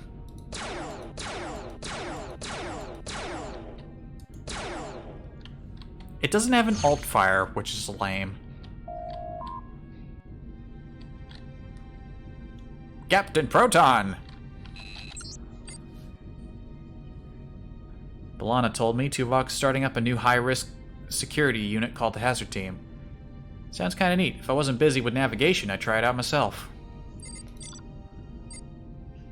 I managed to talk Harry into joining me on an episode of Captain Proton down on the holodeck. Today's mission was Chaotica's legacy. In this episode, Harry, and I mean Buster, Kincaid, and Captain Proton had to save the Elders of the Incorporated Planets from a man claiming to be the son of Dr. Chaotica. It was a lot of fun. I think Harry had some chaotic, like, Captain Proton stuff in his room, too. Maybe not as overt. All the holodeck time is being taken up by the Hazard Team training missions. Looks like Captain Proton will be saving the day again for quite a while. Alien probe attacked. I made the mistake of jumping B'Elanna from behind and yelling boo. I think she cracked one of my ribs. I don't know how long it's been since she slept, but I think the strain is starting to wear on her. She won't let the weariness show, but I can see it in the little things, like when she throws punches at me. Nah, that's how you know the girl loves you, is when they start punching you.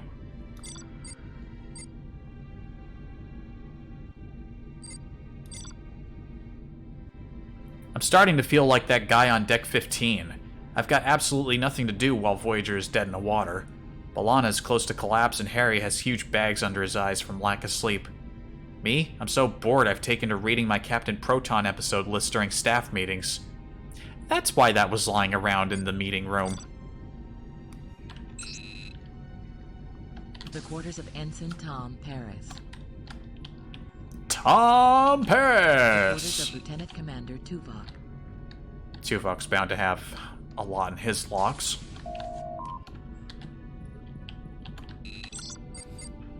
Oh yeah, there's a lot of Tuvok here. He did come up with the Hazard Team, so let's give him a little credit here. It has come to my attention that in the course of our journey back home, Voyager has run into many situations where manpower and material were lost because the crew was poorly trained for dangerous situations. To rectify this problem, I will propose the formation of an elite new security force known as the Hazard Team. This group will be rigorously trained to deal with the most deadly and most alien scenarios conceivable. I have already spoken with Lieutenant Les Foster about the topic, and he agreed with me. This is why, should the captain approve the creation of the team, I will appoint Lieutenant Foster as the leader of the Hazard Team. I believe he has the tenacity and drive to make the members of the team live up to their full potential. Testing of prospective members for the Hazard Team took place today. I was surprised at the number of people who desired to be on the team. I should think one would wish to avoid the extreme danger of the Hazard Team, but then again, these are Starfleet personnel and danger is second nature to them.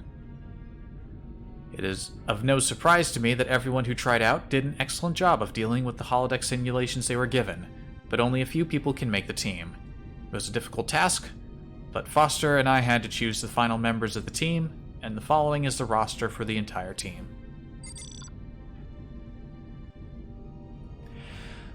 Both Alpha and Beta teams have begun their training and the initial results are less than promising. Crewman Lathrop walked into a disintegration field at the very start of the mission. Crewman Laird is a bit over-aggressive and attacked 5 Klingon warriors before she realized they were part of an honor guard for a visiting dignitary. You would think she would know better since she trained on Kronos, but... Ensign Monroe seems to take the initiative a little too easily. The ensign led his team into a trap set by Malons. I trust things will improve as training goes on. Neelix, the ship's morale officer. Did Tuvok ever officially recognize Neelix by that title? I thought that was just something Neelix had called himself. Was interested in having a Meet the Hazard Team night. I hope that I was able to instill in his mind just how bad an idea that would be.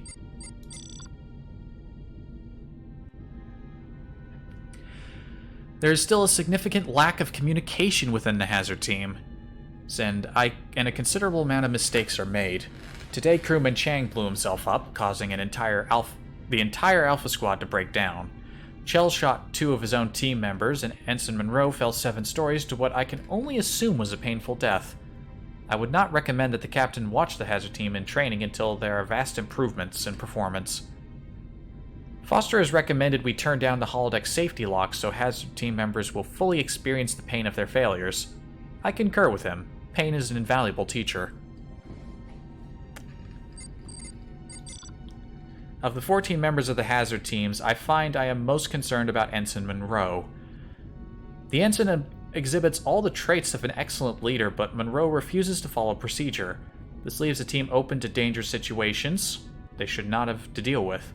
I can only hope experience will mold the ensign into the top-notch leader I know lies within that headstrong exterior.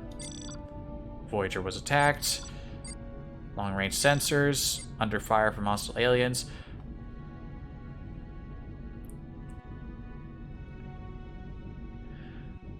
On a side note, Mr. Chell has made requests to visit nearby derelict ships in order to study alien technology. Due to our current state, I believe that to be an unnecessary risk.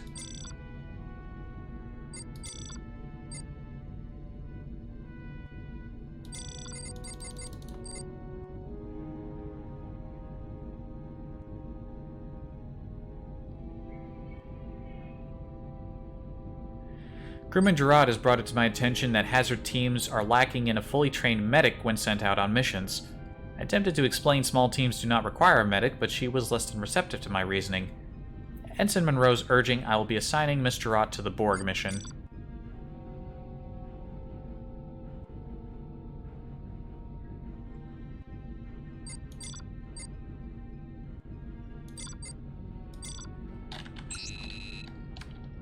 The quarters of Lieutenant Commander Tuvok. I think that's everybody, right?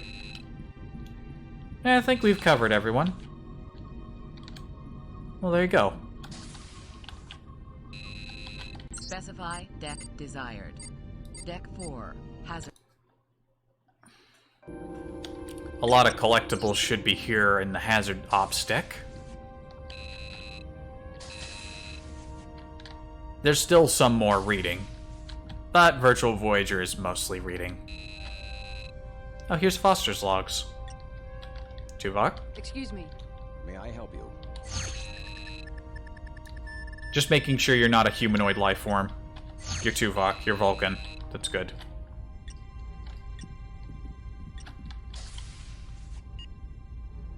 Ensign Alexandria Monroe. Lieutenant Les Foster. Crewman Jeffrey Nelson. Oh, that's how you lean. You hold E and then press A and D. Wait a minute. It doesn't say that in movement down here, does it? Lean.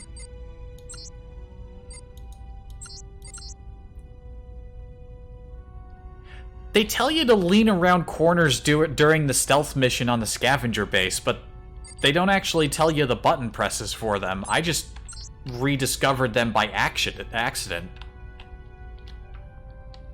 Crewman Mitch Statlos. Crewman Juliet Gerard. Crewman Michael Jaworski. Crewman Telsia Murphy.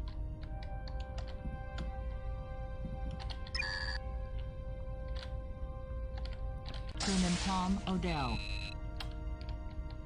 Oh look, it's one of the advertisements for the game. Nice. Crewman Chell. Crewman Rick Beesman. He's probably not supposed to have this in his locker. But I'll take it. Crewman Elizabeth Laird. Crewman Ken Lathrop. Crewman Austin Chang. Crewman Perfecto Oviedo. Yeah, I'm just gonna open everyone's lockers. Only Odell's and Beesman's had anything of note in them. There's actually more to this deck where all the other Hazard Team primary members have their quarters.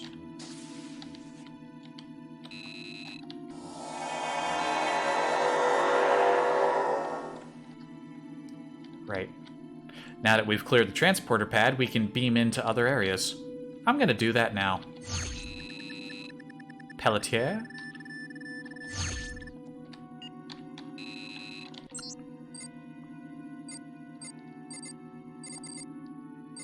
Go to the bridge, mess hall, sick bay, cargo bay, astrometrics, shuttle bay, engineering.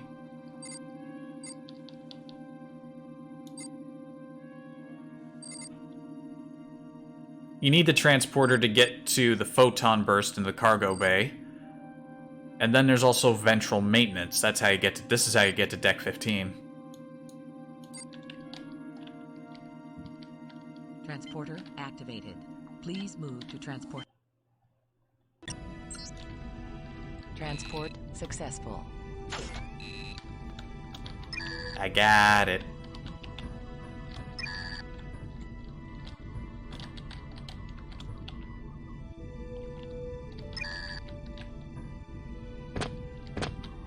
Pardon me. I'm sure some people are wondering because people who watch stuff on Twitch are, in my experience, incredibly bloodthirsty. Can you use these weapons to go on a rampage? Kinda? I don't think you can actually cause that much damage. You get a bunch of security beam in and fuck you up. Deck desired. And then you end up in the brig.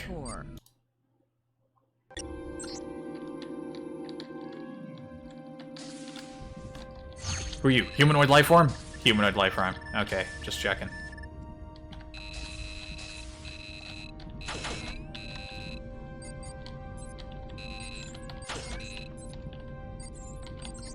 Oviedo, what's up?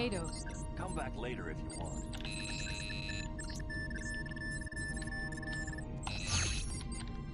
Got the weapons library and shooting range results.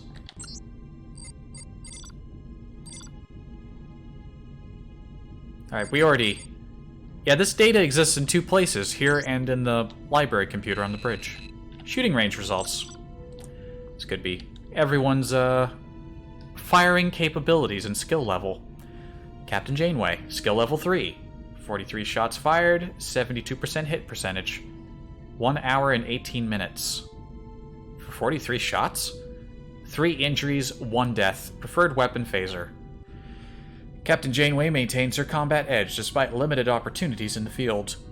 She would be a definite asset to any hazard mission if called upon to serve in such a capacity.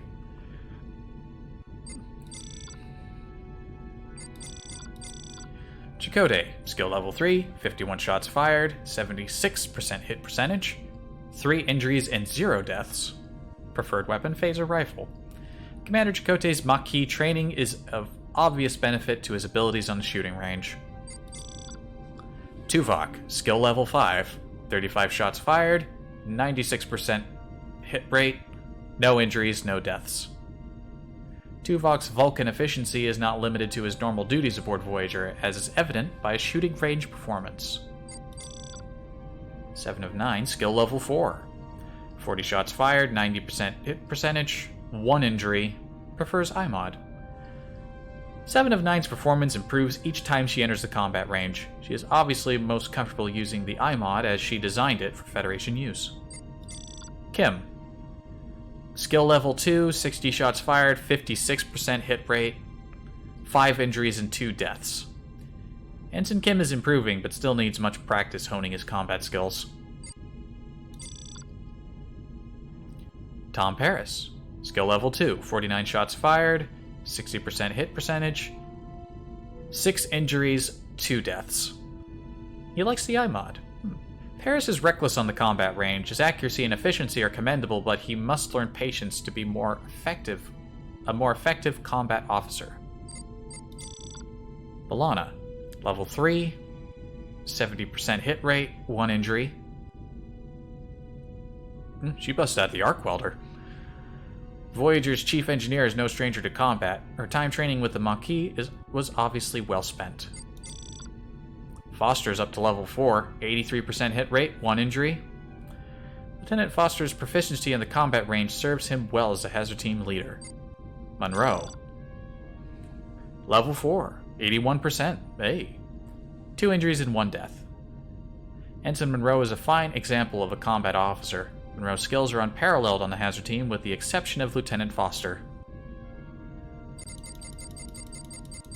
We got results for the whole team, not just the Alpha team. I can appreciate that. Chang. 69%. 2 injuries and 1 death. Skill level 3. Chang's performance improves weekly. Commendable. Beesman. Skill level 4. 107 shots fired. 42% hit rate. Using the photon burst, 3 deaths, 4 injuries. Beastman is far too reckless and unpredictable for the combat simulator. It is fortunate that his field performance is always markedly better. Beastman is the sort of guy who fucks around during training, but he's actually really good.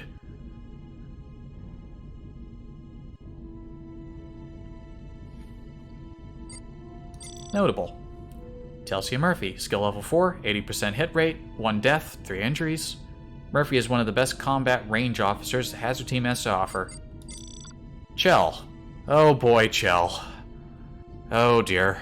Skill level 1, 19% hit percentage, 17 injuries, 8 deaths. Chell's performance needs work. Recommend combat range practice twice daily for the next 3 months. Yeah. No injuries or deaths for Gerard. Skill level 3, 75%. Extremely calm under fire, not prone to careless injury or death. Oviedo.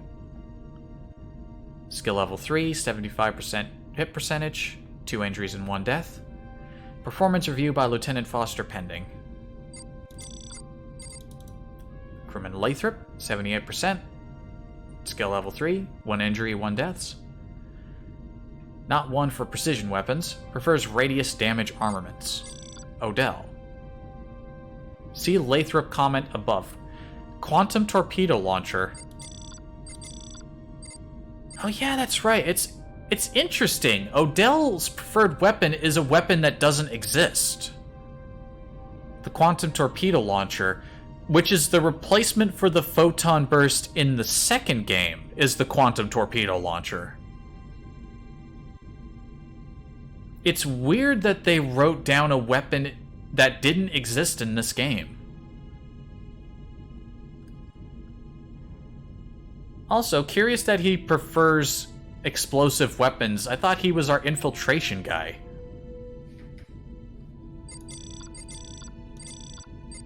Very similar results to Lathrop, only 5 injuries and 0 deaths as compared to 1 of each. Satlos. Could use more training with a standard phaser. 72%, skill level 2, 2 injuries, 2 deaths. Jaworski. Needs to lower injury ratings. 6 injuries, 1 death. 75% at skill level 3, not bad. Nelson. Skill level 2, 73%. Recommend more training with phaser rifle and jump to skill level 3. Laird. Skill level 3, 78%, 2 injuries. Efficient. Begin skill level 4 training next week. You know what?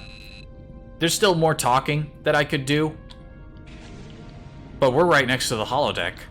I think it's time we did a little something different. We're gonna do something action-packed. We're gonna do the Tranquil Garden Relaxation Program. Difficult. Warning. Holodeck malfunction. Safety locks offline. This is the most challenging simulation yet. The Tranquil Gardens.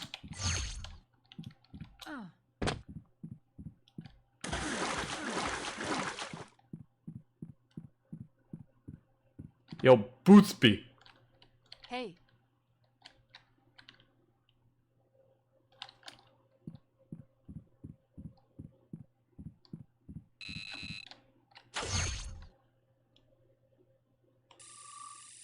Well, that's not good.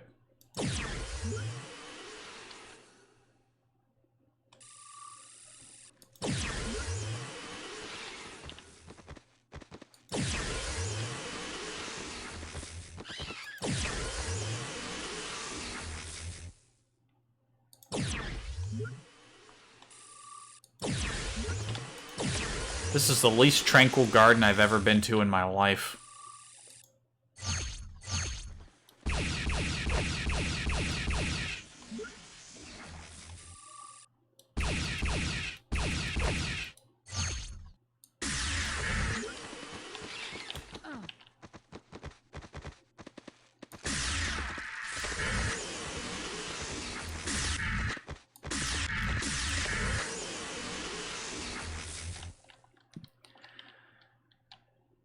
Maybe this is tranquil to some people.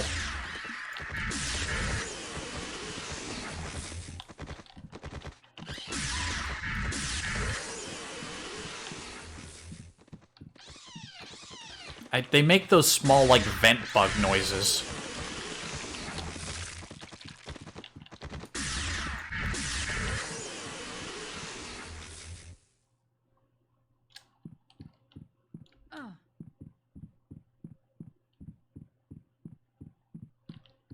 I think we all know who's behind this.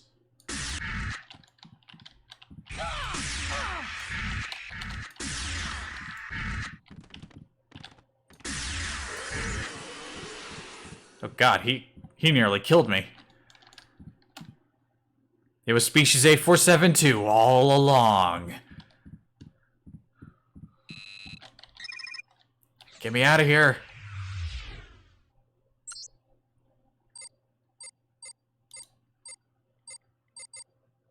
And we can go to the firing range.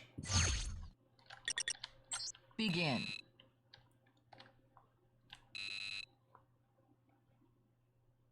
There's,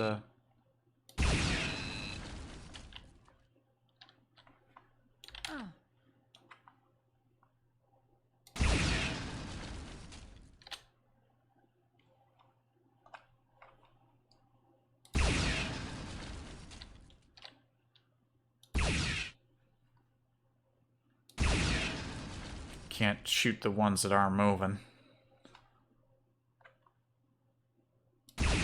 Sadly, I don't think actually taking part in the training course alters your score.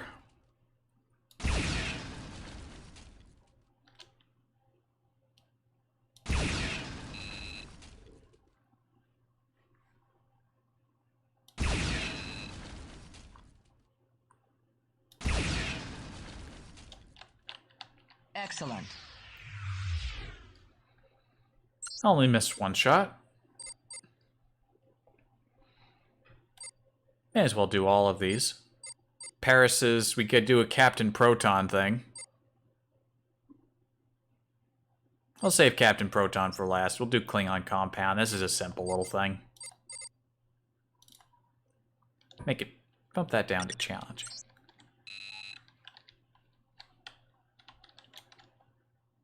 Cannot save on holodeck or brig.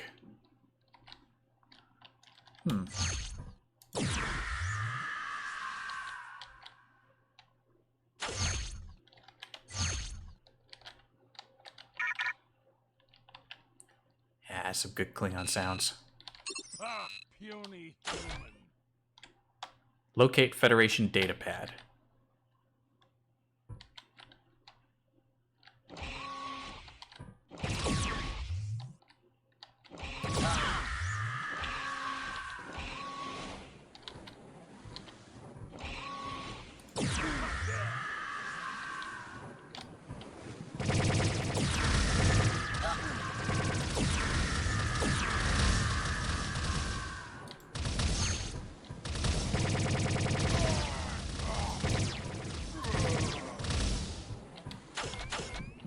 It expends a lot of energy using the alt fire on the phaser rifle. Whew. Yeah, these holodeck missions are really simple stuff. They're not really that amazing, but it breaks up all the reading I've been doing. Oh, sorry, excuse me, I just heard a beep. Who's beeping at me? Oh, right, I can't actually see it, because when the game is minimized after you Control-Alt-Delete, it won't let you see anything that's below the game. It wasn't important.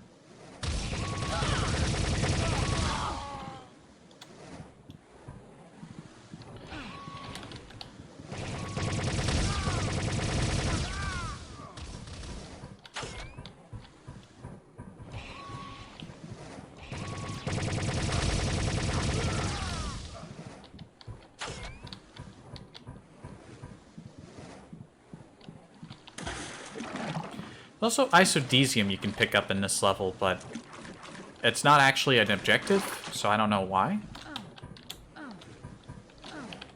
I mean, I think it's just there for the heck of it. For the heck of it.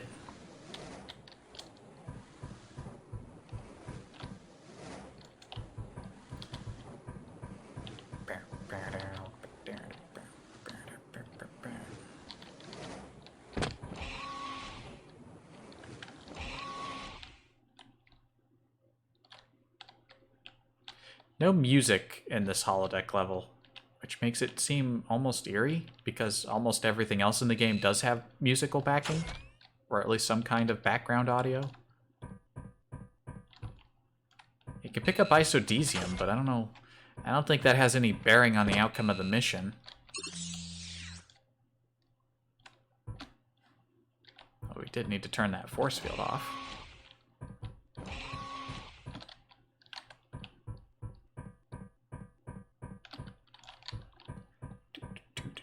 Doo-doo.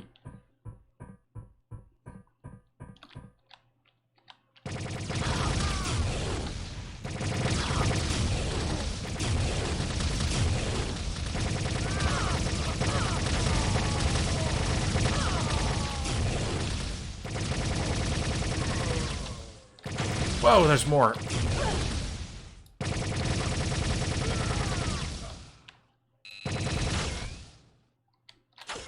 I am nearly dead.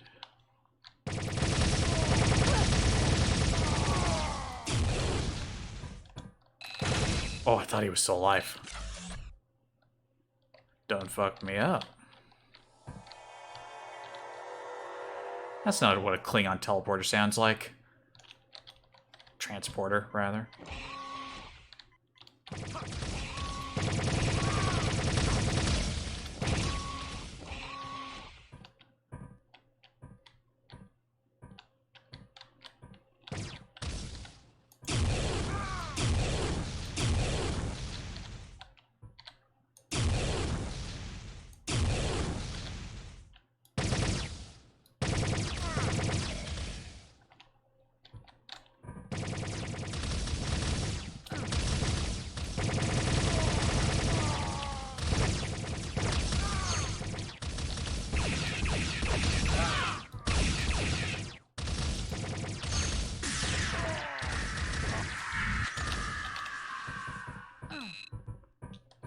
Maybe you do need the isodesium to get to something? There's the data pad. I don't remember. These holodeck missions are very short and uncomplicated affairs. I doubt they have any amount of extra complexity to them than I remember. Ow.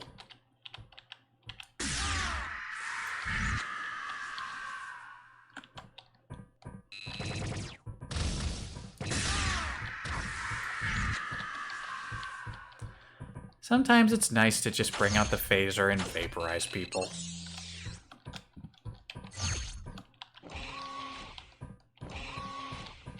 Is there anyone else hiding in here?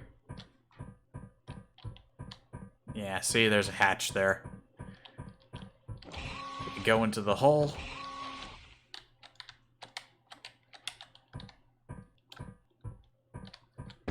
The tricky early 2000s art of successfully descending a ladder.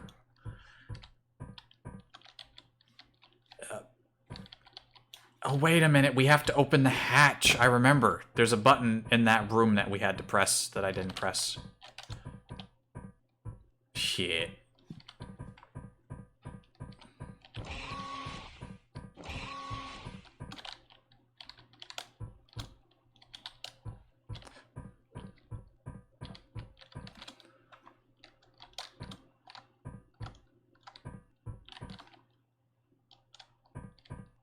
Oh, wait a minute. I think it's up there. Alright, hold on a minute. I think I missed something.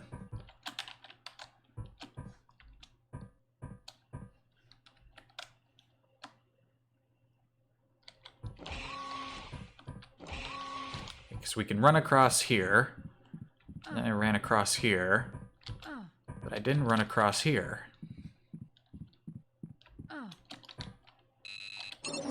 There it is. That opened the hatch. Whoa!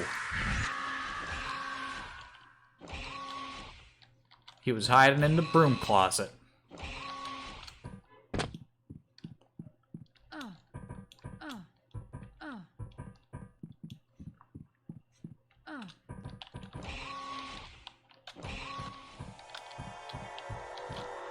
You know what, at the rate I'm going, maybe I won't do the multiplayer stuff today. Maybe I'll save that for a future stream. If I ever get the chops to try to organize some kind of multiplayer stream with, like, viewers or something like that, that would be cool.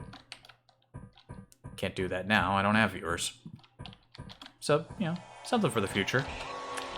Right, I need to go through here. Yeah. I went the wrong way. Ow. I missed the ladder. That's okay. I think once we pick up the pad, we're basically done.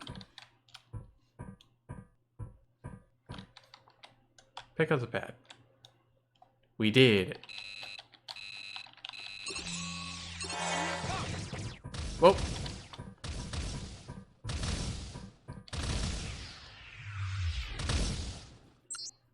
Yeah, suck on that. Yeah, we'll do.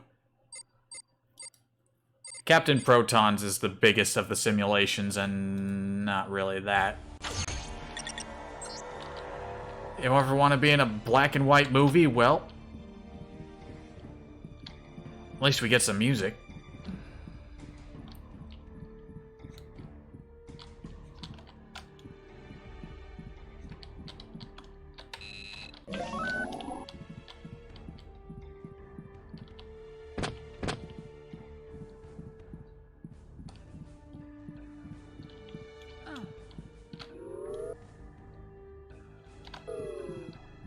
We have to go destroy Satan's robot and rescue Constance Goodhart.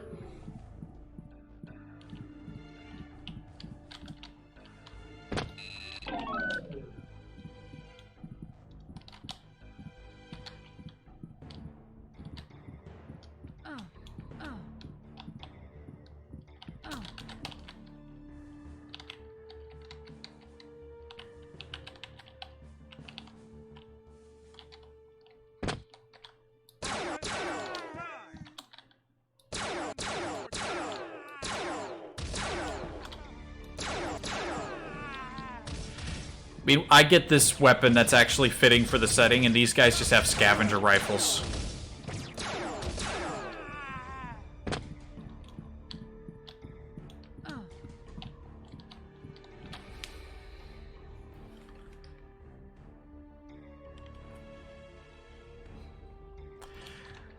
Wonder if I should look into getting a new headset. Something a bit more comfortable. This set used to be comfortable, but doesn't feel like it anymore. I can't zoom in. But I don't need to. The proton pistol has an effective range of 7 kilometers.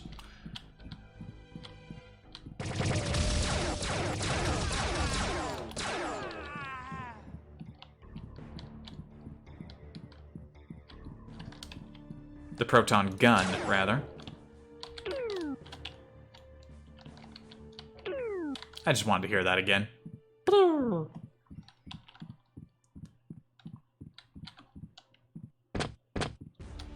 I don't know how to extract audio files from games. Otherwise, I would for, like, future notification sounds. I'd probably use that one as a notification sound, for sure. I got, like, a little hover platform here. Sadly, you can't actually ride it.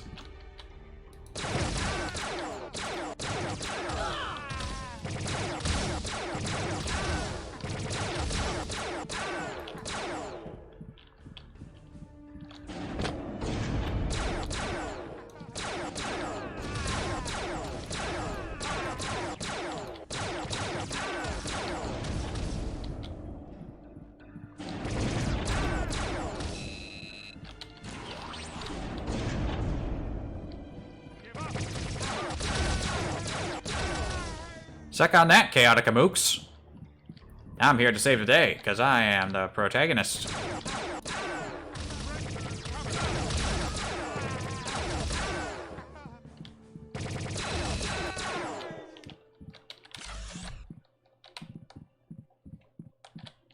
Your puny scavenger weapons are no match against me.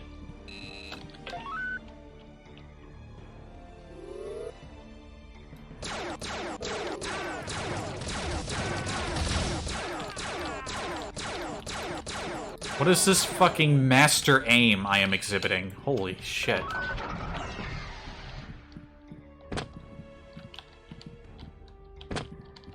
Don't look at me, my aim is shit.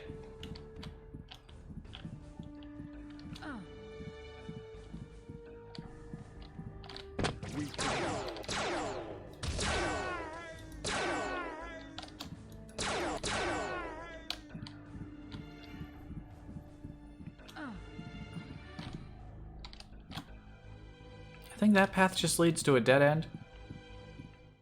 I think this is the way we want to go. There's no, like, hidden secrets on this level. At least, none that I'm aware of. This level, it looks big, but there's not, like, anything hidden here. It isn't until Elite Force 2 where you get secrets and collectibles you can go hunting for.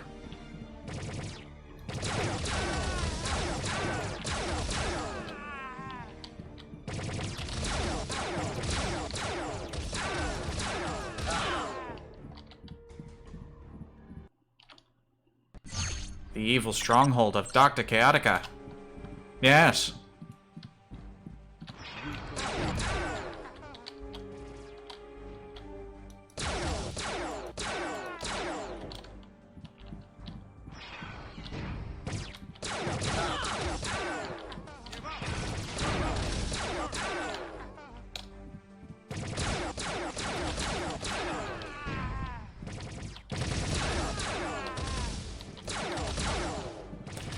Too bad you're limited to the proton gun.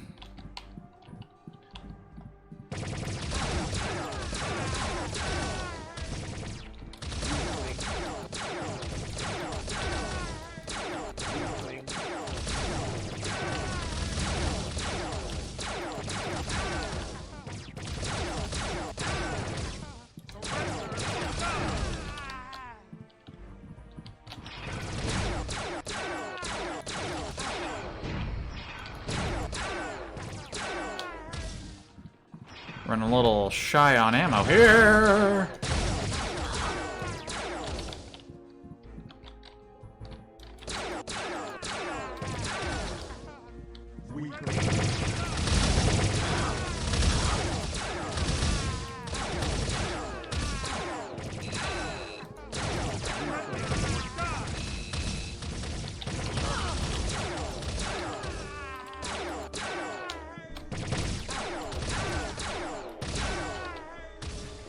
A little shy on ammo here.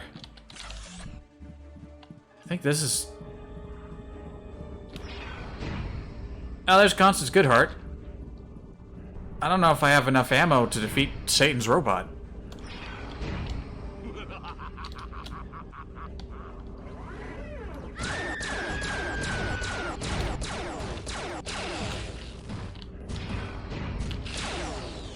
Oh wait, no, that worked.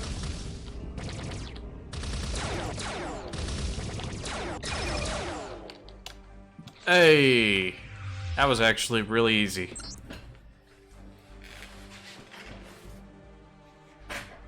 Alright, well that's it for the holodeck.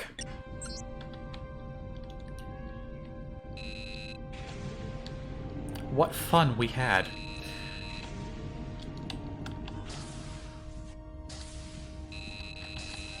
Alright, back to reading. I've already spent two and a half hours.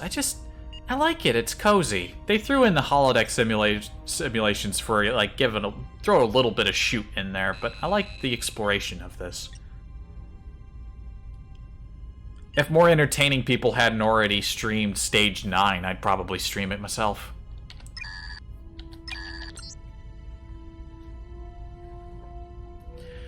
Tuvok spoke with me today about an idea he had for elite security force.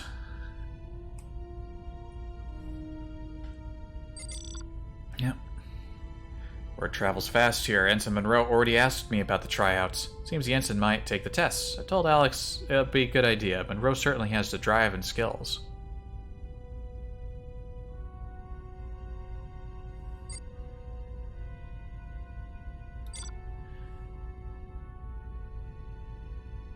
Testing for Hazard Team members took place today, and there were twice the applicants I had expected. Due to the high standards of Starfleet, the people were very well trained, but only a few could make the cut. So we took the very best. Monroe could be such a good leader. All the people look up to Alex when the going gets tough, but Ensign Monroe tends to react to situations without thinking, and the team pays the price. In time, I'm sure Monroe will calm down. I've been trying to be polite to Neelix about his constant attempts to, as he puts it, present the Hazard Team in a positive light. But now he's proposing to have a Meet the Hazard Team night. I don't want my people being gawked at and fawned over at some tea party when they should be at work on the holodeck. If Beesman hadn't died so many times in simulation today, I might have shot him myself. He brought some type of red furry creature to practice today.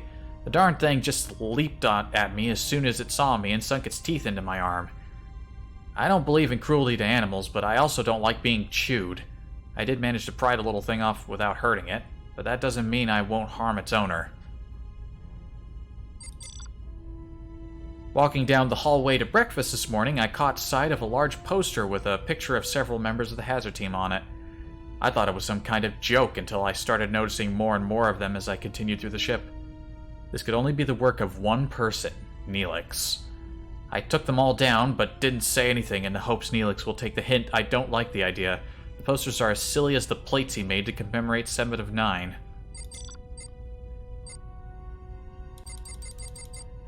No matter how much I warn them, no matter how much I yell at them, the Hazard Team just doesn't get the picture. They have to learn to communicate. They have to learn to work like a team. Right now, it's every man for himself, and no one makes it out alive. In the holodeck simulations, I'm going to speak with Tuvok about lowering the settings. Maybe a little pain would get the lessons across. Alex is still rushing into situations without thinking things through. For as low as I've set the safety logs, you'd think at least the team would try to keep from dying. It's got to really hurt, but they blindly follow Monroe wherever Monroe takes them. And that's a sign of a good leader. Then again, it's a sign of a bad leader that Monroe keeps getting the team killed.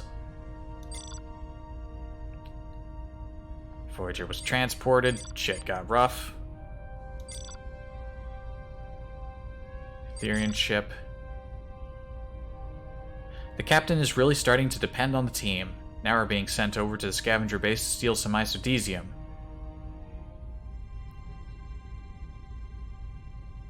You've scanned the base as thoroughly as possible, and the team has been given a full briefing, so we're prepared as we're going to be. This will be an extremely dangerous mission, but I'm confident we'll be successful. Yeah. I owe the Hazard Team my life, and maybe more. They rescued me from the Borg cube after I was taken prisoner. Tuvok told me Monroe was under strict orders that the isodesium was top priority, but I get the feeling Alex and the team searched a lot of the cube for me. I'm in sickbay right now, recovering. I don't know why his personal log is here if he's stuck in sickbay. The EMH is constantly hovering over me, prodding me and poking me and scanning me. If I could, I'd turn the EMH off and get some rest. I fought Romulans, Erogen, and Species 8472, but I've never met a more difficult creature than the EMH. No matter how much I yell at him, he won't go away. Even when I'm asleep, I can feel him buzzing around me. He's done a good job of removing the Borg implants, but I don't know how much longer I can deal with the situation. The Hazard team went over to a gunship with Tuvok in hopes of firing the weapon at a harvester vessel that is coming for Voyager. Glad to see Monroe as being comfortable as team leader. Hazard team's going on a stealth mission to the Forge.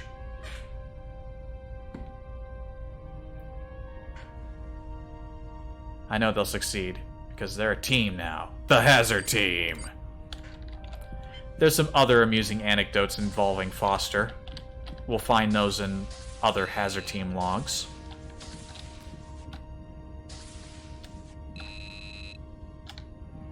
That's the turbo lift.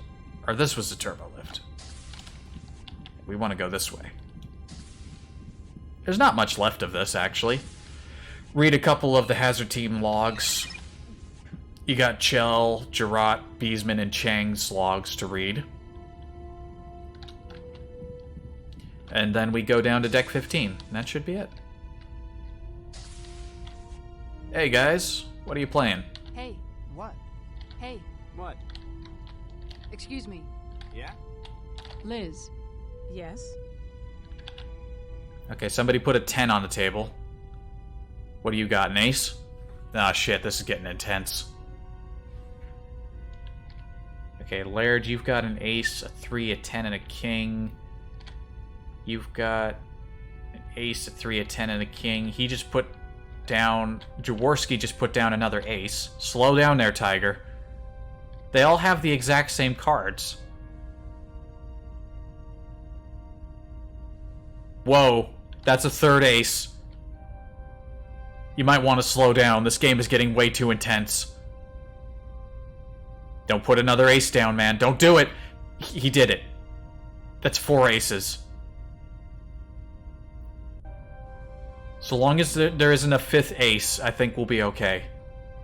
He put down a 10. Okay, we're good. Stuffed cardamom leaves. Stuffed leaves? What is that rabbit food?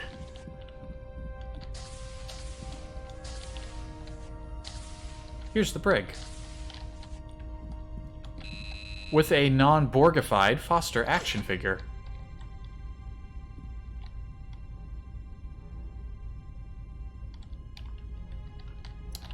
If you fuck up on the ship, then you get thrown into the brig.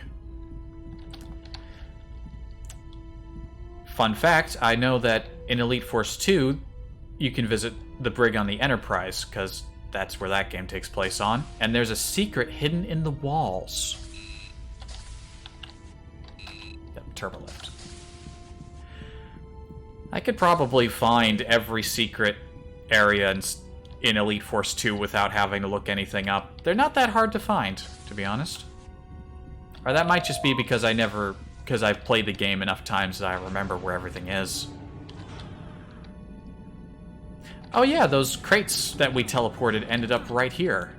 And now, we've got the arc welder.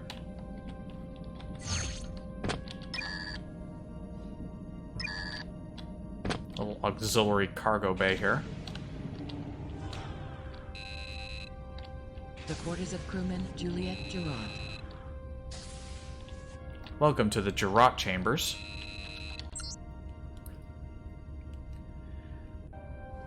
Speaking with the EMH Day, suggested I take tests for the Hazard team. I'll have to think about it. I don't really crave excitement that much to put myself in that kind of danger, but I do think I would be a valuable asset to the team. Maybe I'll give it a shot. My weaponry skills are nowhere near crewman Beesman, and I'm not the explosive expert Chang is, but I knew my medical skills would be of use. Lieutenant Foster informed me I made the team right after I tested on the holodeck simulation of a Borg cube. I didn't kill any Borg, but I did patch up Ensign Monroe, who, from the number of times he tends to get shot, should keep me nearby at all times. The simulations for the Hazard team are getting brutal. I don't think there's a single muscle in my body that doesn't ache. Still, I know Commander I know Tuvok and Foster are making it difficult, so that we'll be prepared for anything. Ensign Monroe has an amazing tolerance for pain. After taking 5 shots from a Malon during a simulation, the ensign still managed to crawl to cover. Had Alex stayed behind cover, no one would have been shot in the first place. Alex is a little too quick to act without thinking, but I'm sure that will improve with time. Crewman Beesman seems to be staring at me a lot. He's an excellent member of the team, but he's really not my type. I'm not sure he's anyone's type.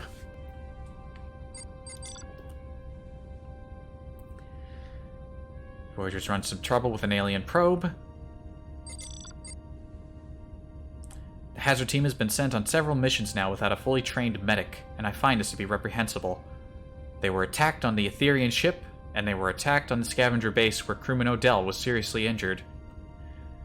Lieutenant Commander Tuvok assures me that each member of the Hazard team is trained in rudimentary emergency medicine, and a full medic is not required except for larger missions. I disagree. I think a fully trained medic should be required on every mission. Our crew members are too valuable to take a chance on their medical care. I will continue to talk to senior staff about it.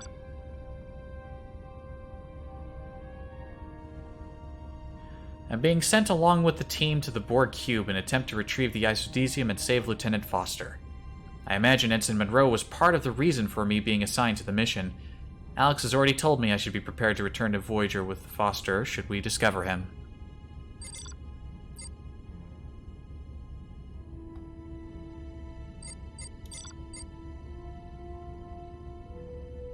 Tuvok finally requested my presence on an away mission. A big operation. Sneaking over to the Forge, space station at the center of the graveyard. Gerard's always been considered part of the core Alpha team, and it makes sense, she's the team medic, but at the same time, she's the least developed character of the group. Even in Elite Force 2, she's just kind of there. Of all the main members of the team, Monroe, Chell, Chang, Telsia, Gerard probably has the least development of any of them. Crewman Austin Chang. My good friend, Ensign Monroe, has encouraged me to try out for the Hazard team that Lieutenant Commander Tuvok is creating. Seems to think my knowledge of demolition would make a valuable member of the team. Sounds interesting. Think I'll try it. The Hazard team tryout was very exciting. They had me fight Romulans, Erogen, Species 8472. It's difficult, but thanks to my explosives, I was able to win the scenarios. Foster seemed impressed with my abilities. He asked me to join the team right after I finished the tryout. Monroe managed to get killed 3 times during holodeck missions today. Hapless Ensign may be a little shaky as a leader, but at least Alex is entertaining. Had quite a busy day today on the holodeck. Beesman and Telsia were shot by Chell, Monroe ran off a catwalk, and I blew myself up. They may not be much of a security force, but we're one heck of a comedy team.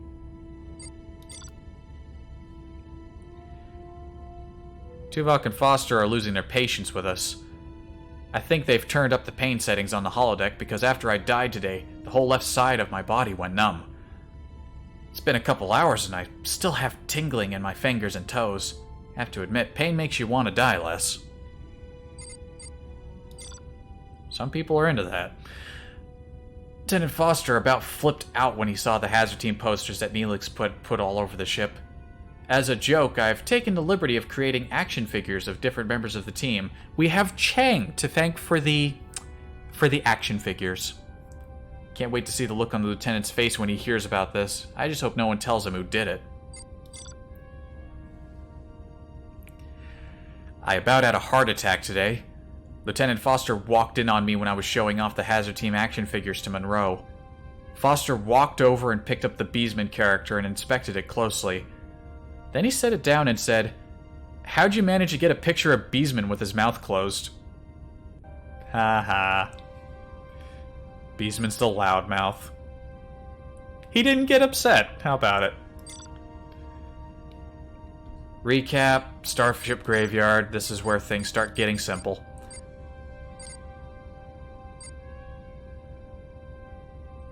Good with a phaser rifle, but I've really got to learn to do things other than blow stuff up. The group just got back from a data gathering mission. Sounds like I missed out on a lot of action. Maybe I'll get chosen for the next mission. I'm pretty good with a phaser rifle, but I really got to learn to do things other than blow stuff up. Listen, you don't... Explosions are all you need. You don't need anything else.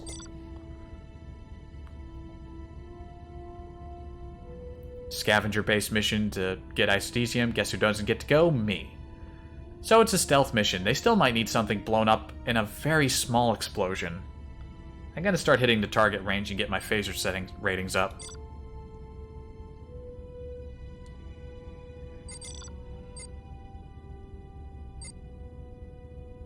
In the absence of Lieutenant Foster, Monroe has been given command of the hazard team. There was some grumblings about the decision, but I think it's a great idea. Monroe is a cool head and will make a great leader. We're going to need one because we're being sent over to the Borg Cube in an attempt to reclaim the isodesium Voyager needs.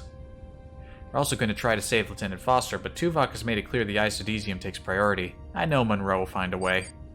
We done did.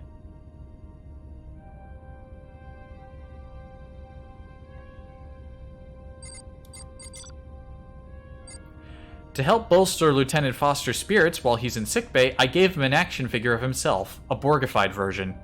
He yelled about it and threatened me, but I noticed he didn't give it back.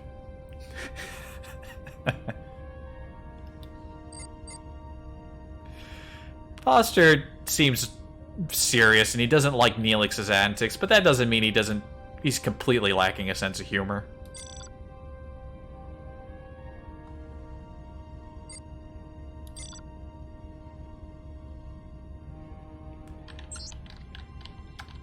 The quarters of crewman Austin Chang.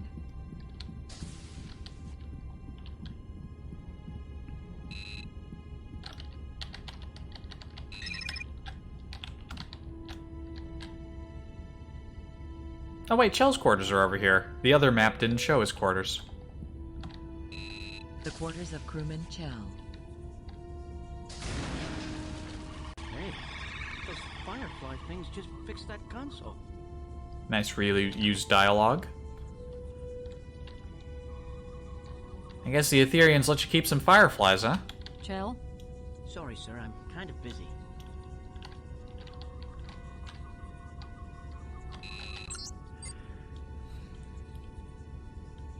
Seven of Nine spoke with me today about a weapon concept she'd like to build.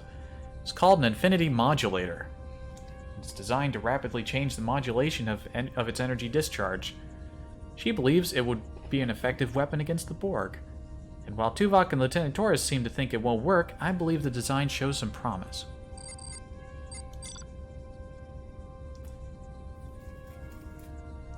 I don't need to keep my headset on all the time. I think I'll actually give my ears a bit of a rest and take it off. Set it over there so audio isn't picked up by the microphone. Lieutenant Commander Tuvok is starting up a new security force called the Hazard Team. Can't say I like the thought of being in danger, but the chance to see new alien technology is too great to pass up. I'm gonna try out.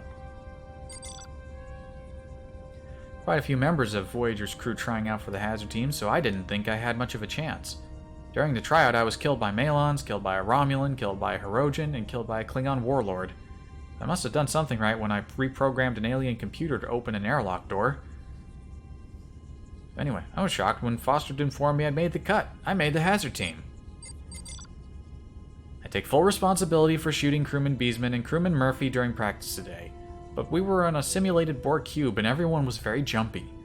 Then Chang went and blew himself up and Beesman started shouting, "We're under attack," and blasting away at the shadows. I was nervous, I'll admit. I got a little excited. Another day of Hazard Team practice, another day I was blasted, blown up, phasered, tasered, and mazered to death. Mazered? Poor Monroe. Alex seems to be taking on the weight of the failures. Doesn't Alex realize the whole team is to blame? Admittedly, Monroe does seem to take chances with our lives, but there's a certain spark to the ensign's leadership I like.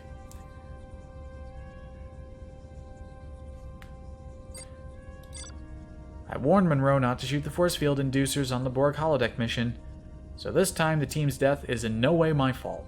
Not that it mattered. Foster gave us a major dressing down. carried on and on about teamwork and communication.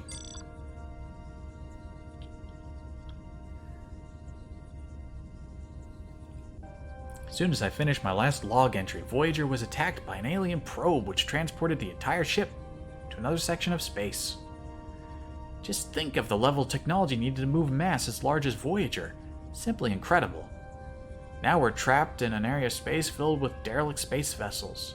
What I wouldn't give to be able to examine the ships here. I don't recognize any of the craft. Maybe many of them look ancient, but there are some that look like if they arrived just before us. What technological curiosities are out there, just waiting to be uncovered? Maybe I can talk Tuvok into allowing me to explore some of the ships. Nah. Yeah, he took some of the Fireflies with him. Maybe the Ethereans would let me study some of their technological documentation.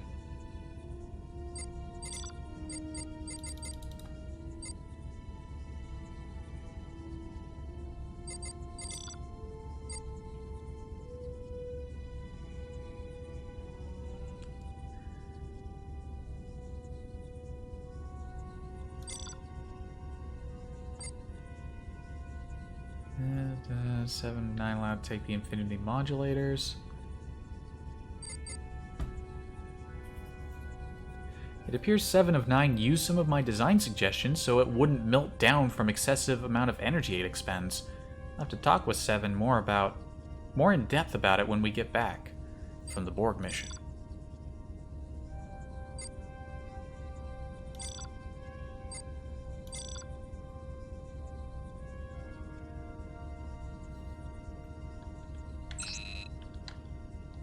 The quarters of crewman Chell. The quarters of crewman Kendrick Beesman. Crewman Beesman. We'll The save quarters him of for crewman last. Telsia Murphy. Telsia first.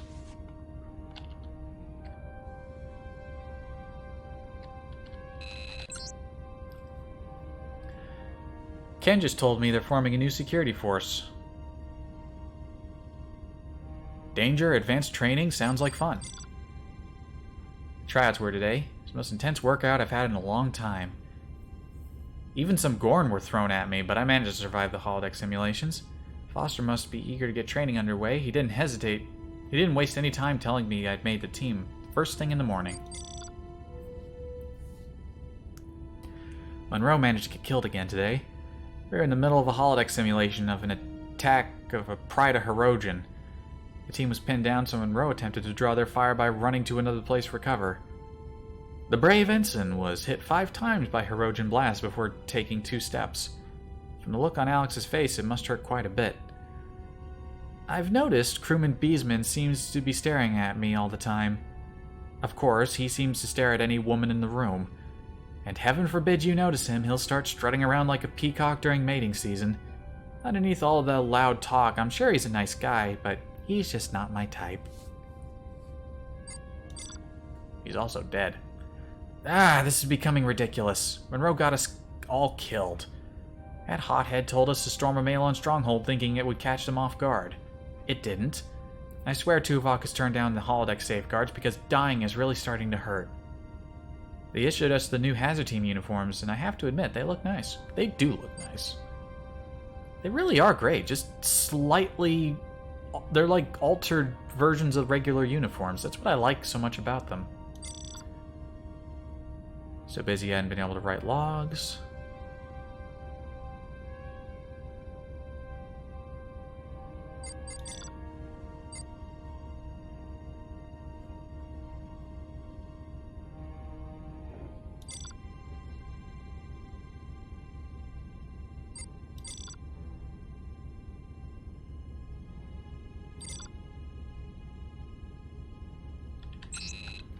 All that's left is Beesman's logs, and then there's just crewman Dishler. We're gonna visit his sad little corner of the ship. Beesman will have some interesting reading. I was talking to Ken today, and he said the higher-ups are going to be creating a new high-risk security force. High risk, count me in. I could use some action around here. I'll put in a request for transfer today along with my good buddy Ken. The duo of destruction will kick a metric ton of alien backside.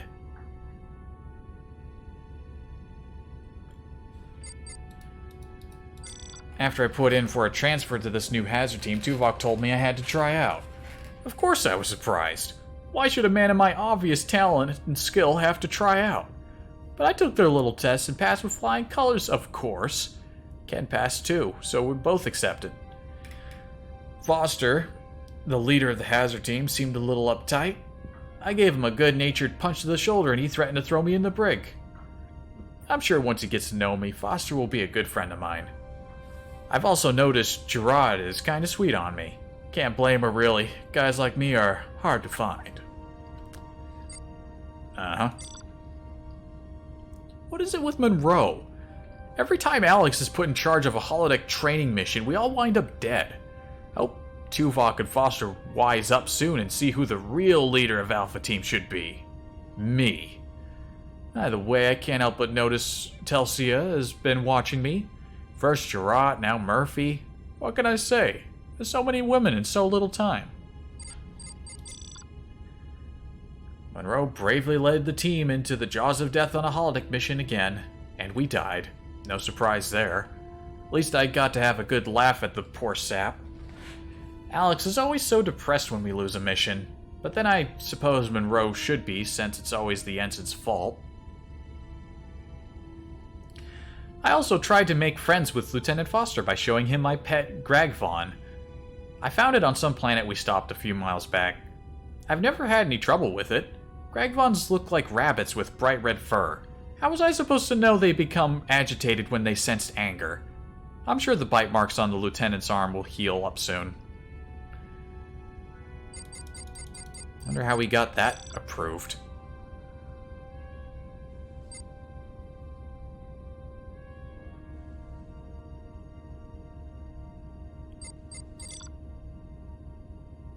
With all that's going on, I managed to hide a grenade launcher in a special place. It's in your locker. It was in your locker. The lockers are made of glass. Or maybe it's transparent aluminum, who knows. The point is that it's not hidden.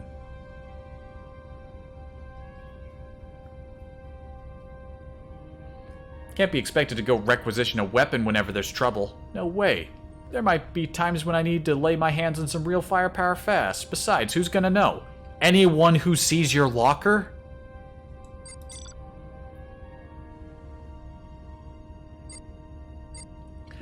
Lieutenant Foster's taking me on an away mission to some nearby ship to help gather data about the area Voyager's in. This can only mean one thing. I'm up for a promotion. It was only a matter of time, really. I knew Foster would be smart enough to see that a man of my talents should be given more responsibilities. Can't wait to see how it'll look with those Lieutenant Pips. Or maybe they'll just bump me straight up to Lieutenant Commander.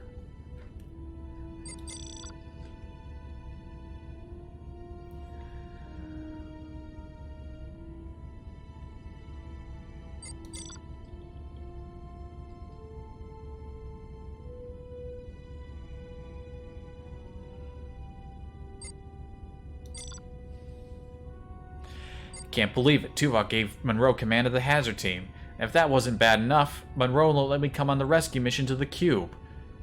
They need a crack shot like me if they're going to survive out there against the Borg. This is driving me crazy. If I don't see some action soon, I don't know what I'll do.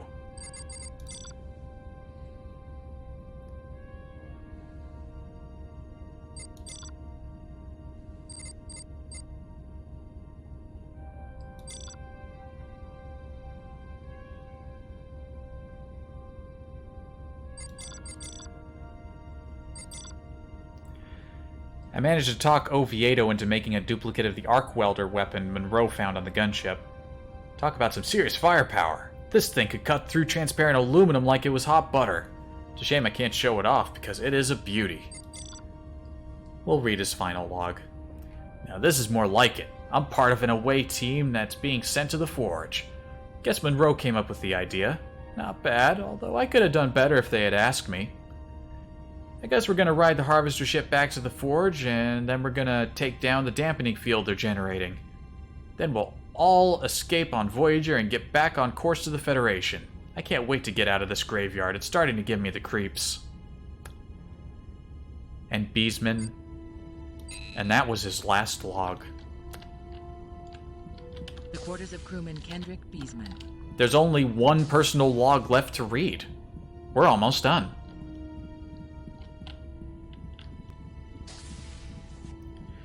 Yeah, I guess I underestimated or overestimated how quickly I'd get through this. I can't help but do it at a leisurely pace. I forgot how much reading there was. I think that's the real problem. Ah, well. Transporter activated. Please move to transporter. I'll save the multiplayer for a time when I actually organize, like, getting some people together to play it with. Borg Slayer! Yeah, welcome to Ventral Maintenance.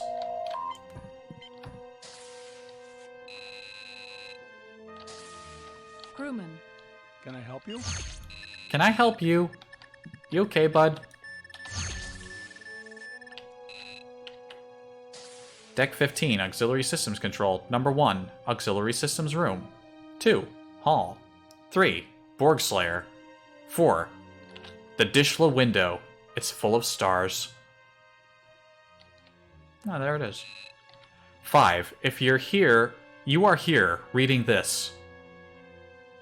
6 is a turbo lift.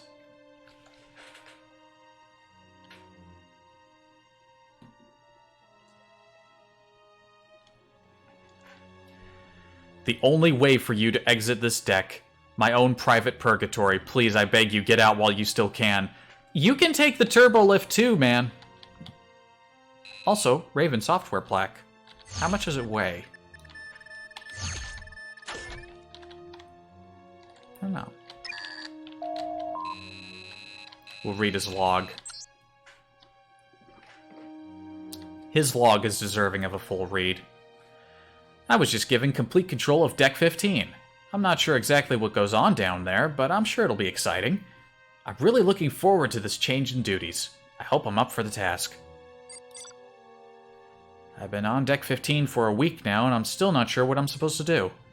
There's the ship's landing gear and some other stuff, but I'm really not sure what I'm supposed to do. I spoke to Commander Chakotay about my duties and what they're supposed to be down here on Deck 15, but the best he can do is shrug his shoulders and say he'll get back to me. I'm getting really bored with this assignment. I hate to break the chain of command, but I spoke to Captain Janeway today. I asked her what exactly I'm supposed to do down here on Deck 15. She shrugged and said she'd get back to me. I'm bored. What am I supposed to do down here? Nothing new here. Still nothing new. There are huge leaps in the star dates on these entries. Why do I bother getting up in the morning? Aww. I went through academy training for this. Aww. This man lives such a sad existence. Why is he down here? I heard the landing gear extend today. It almost made me deaf, but at least it broke up the monotony of my existence. Still nothing to do. Imagine that. They won't give me anything to do, so I'm going to come up with something on my own. I'm going to write a computer game. At least it'll be a chance to dust off those computer skills I learned back at the academy, back when I had a meaningful existence. While studying games of the past, I came across the name of a particularly interesting company. They made quite a few games that were very popular. I had a replicator create the company's plaque to inspire me as I code. I have taken to staying up very late, eating food that is bad for me, and drinking caffeinated drinks as I work. Getting into the spirit of being a game developer. I finished my computer game. I call it Borg Slayer. This game is the only excitement I've had in 6 years. This man has been down here for 6 years.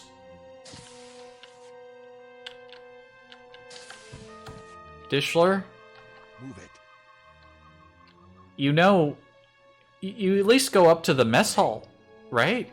Your mouth is very small. Watch it. What do you... Excuse me. Out of my way. What? Am I making those beeping sounds? Watch it. You watch it. Watch where you're putting those hands, buddy. What? Dishler? Are you... That was terrifying.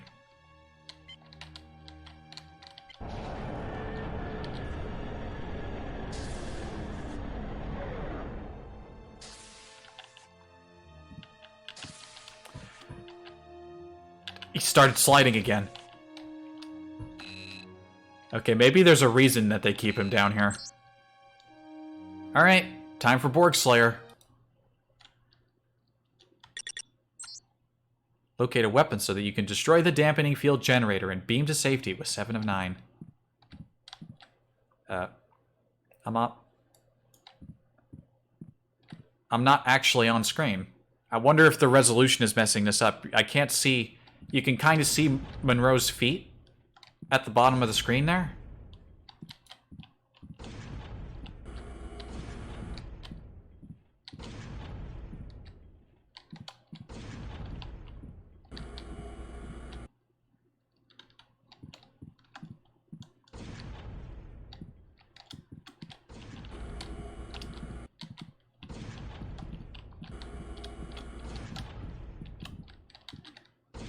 Yeah, it's like a top-down view. Monroe is not supposed to be off-screen like this, but I suspect that has something to do with the fact I'm not playing at a resolution the game was programmed with.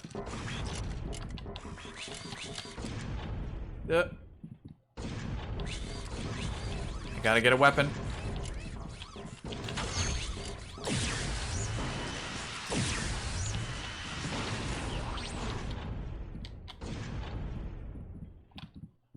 Remember, this game took this guy...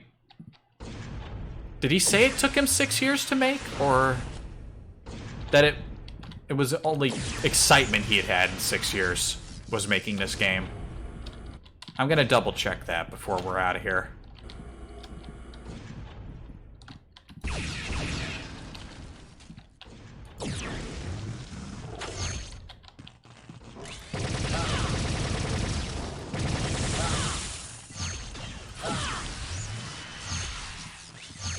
Adapted to the scavenger rifle pretty quick. Destroy that field generator. I already did.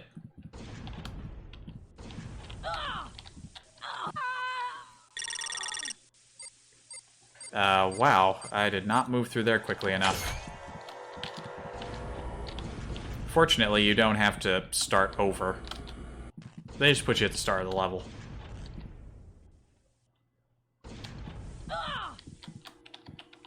Crewman Dishler, over here. Get me out of here. You know, I never actually thought about this before, but I think the reason 7 of 9 has a lot of dialogue is the only, like, primary, like, bridge crew person who actually has a lot of speaking lines in Virtual Voyager is because since they didn't have Jerry Ryan originally when they were making the expansion, it made sense that they had her on hand to record new lines.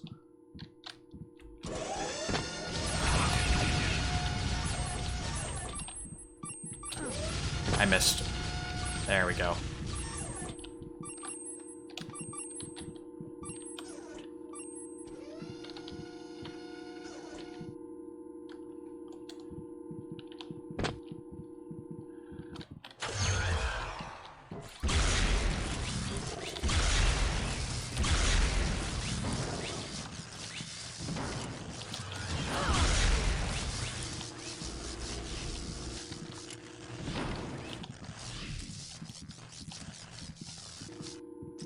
Odd little game. Invisible wall stops you from jumping over there. I should have known. I should have known.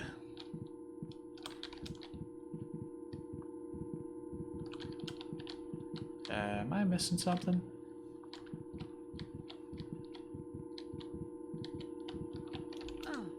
Shit.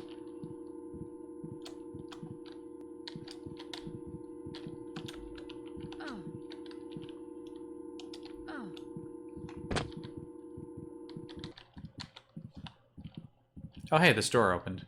Whoops.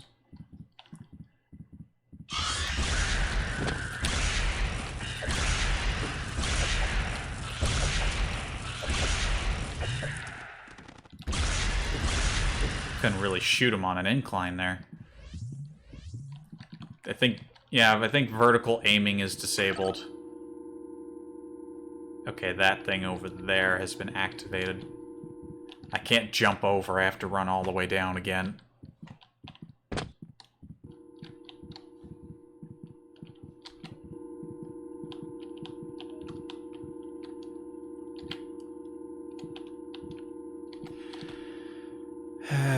It really is a shame what Raven Software has been reduced to these days. If I remember right, the last game they made was that Singularity game. Never got around to playing it myself. But that was the last game that they made.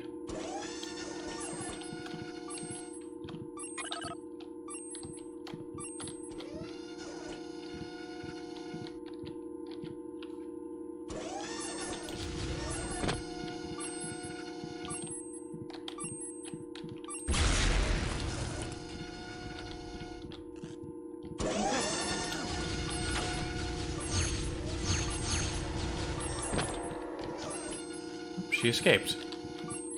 Now I need to escape.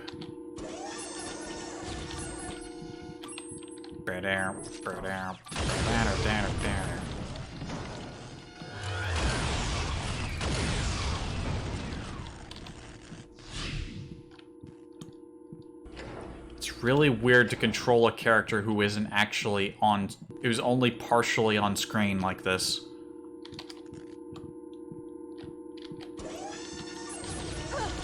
Whoa.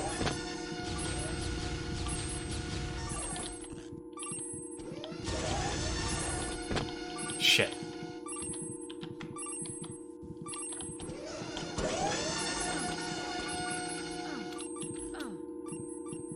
We made it.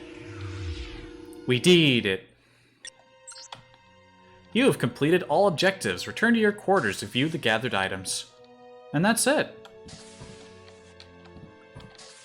Yo, Dishler, if you want to hang out, come by the mess hall somehow. Specify deck desired. Deck 2, mess hall. Messa.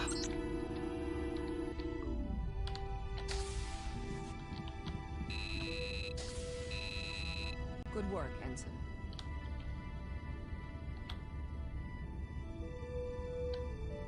The quarters of Ensign Alexandria Monroe. Sound effects. I feel like we missed a poster. But I guess not. We found everything. All the action figures are here. Our Raven Software plaque. Our poster.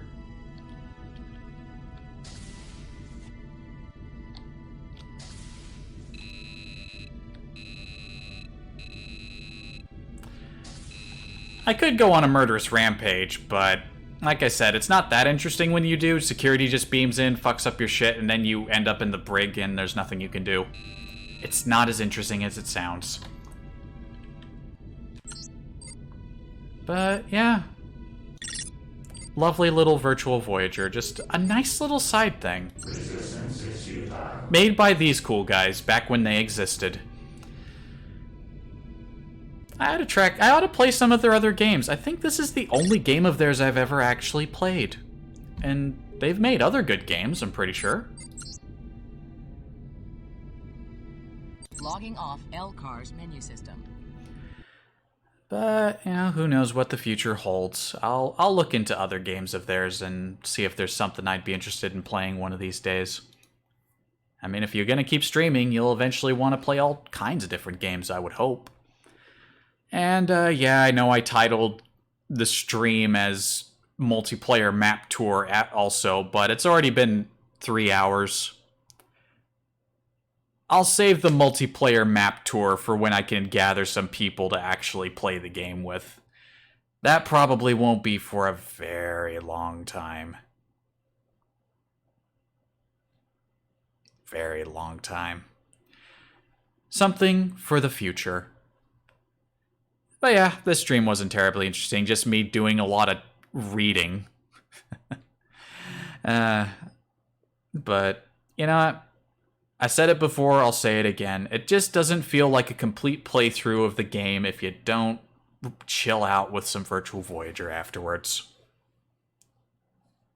So to anyone who watches this in the future, thank you for watching. I hope you enjoyed it.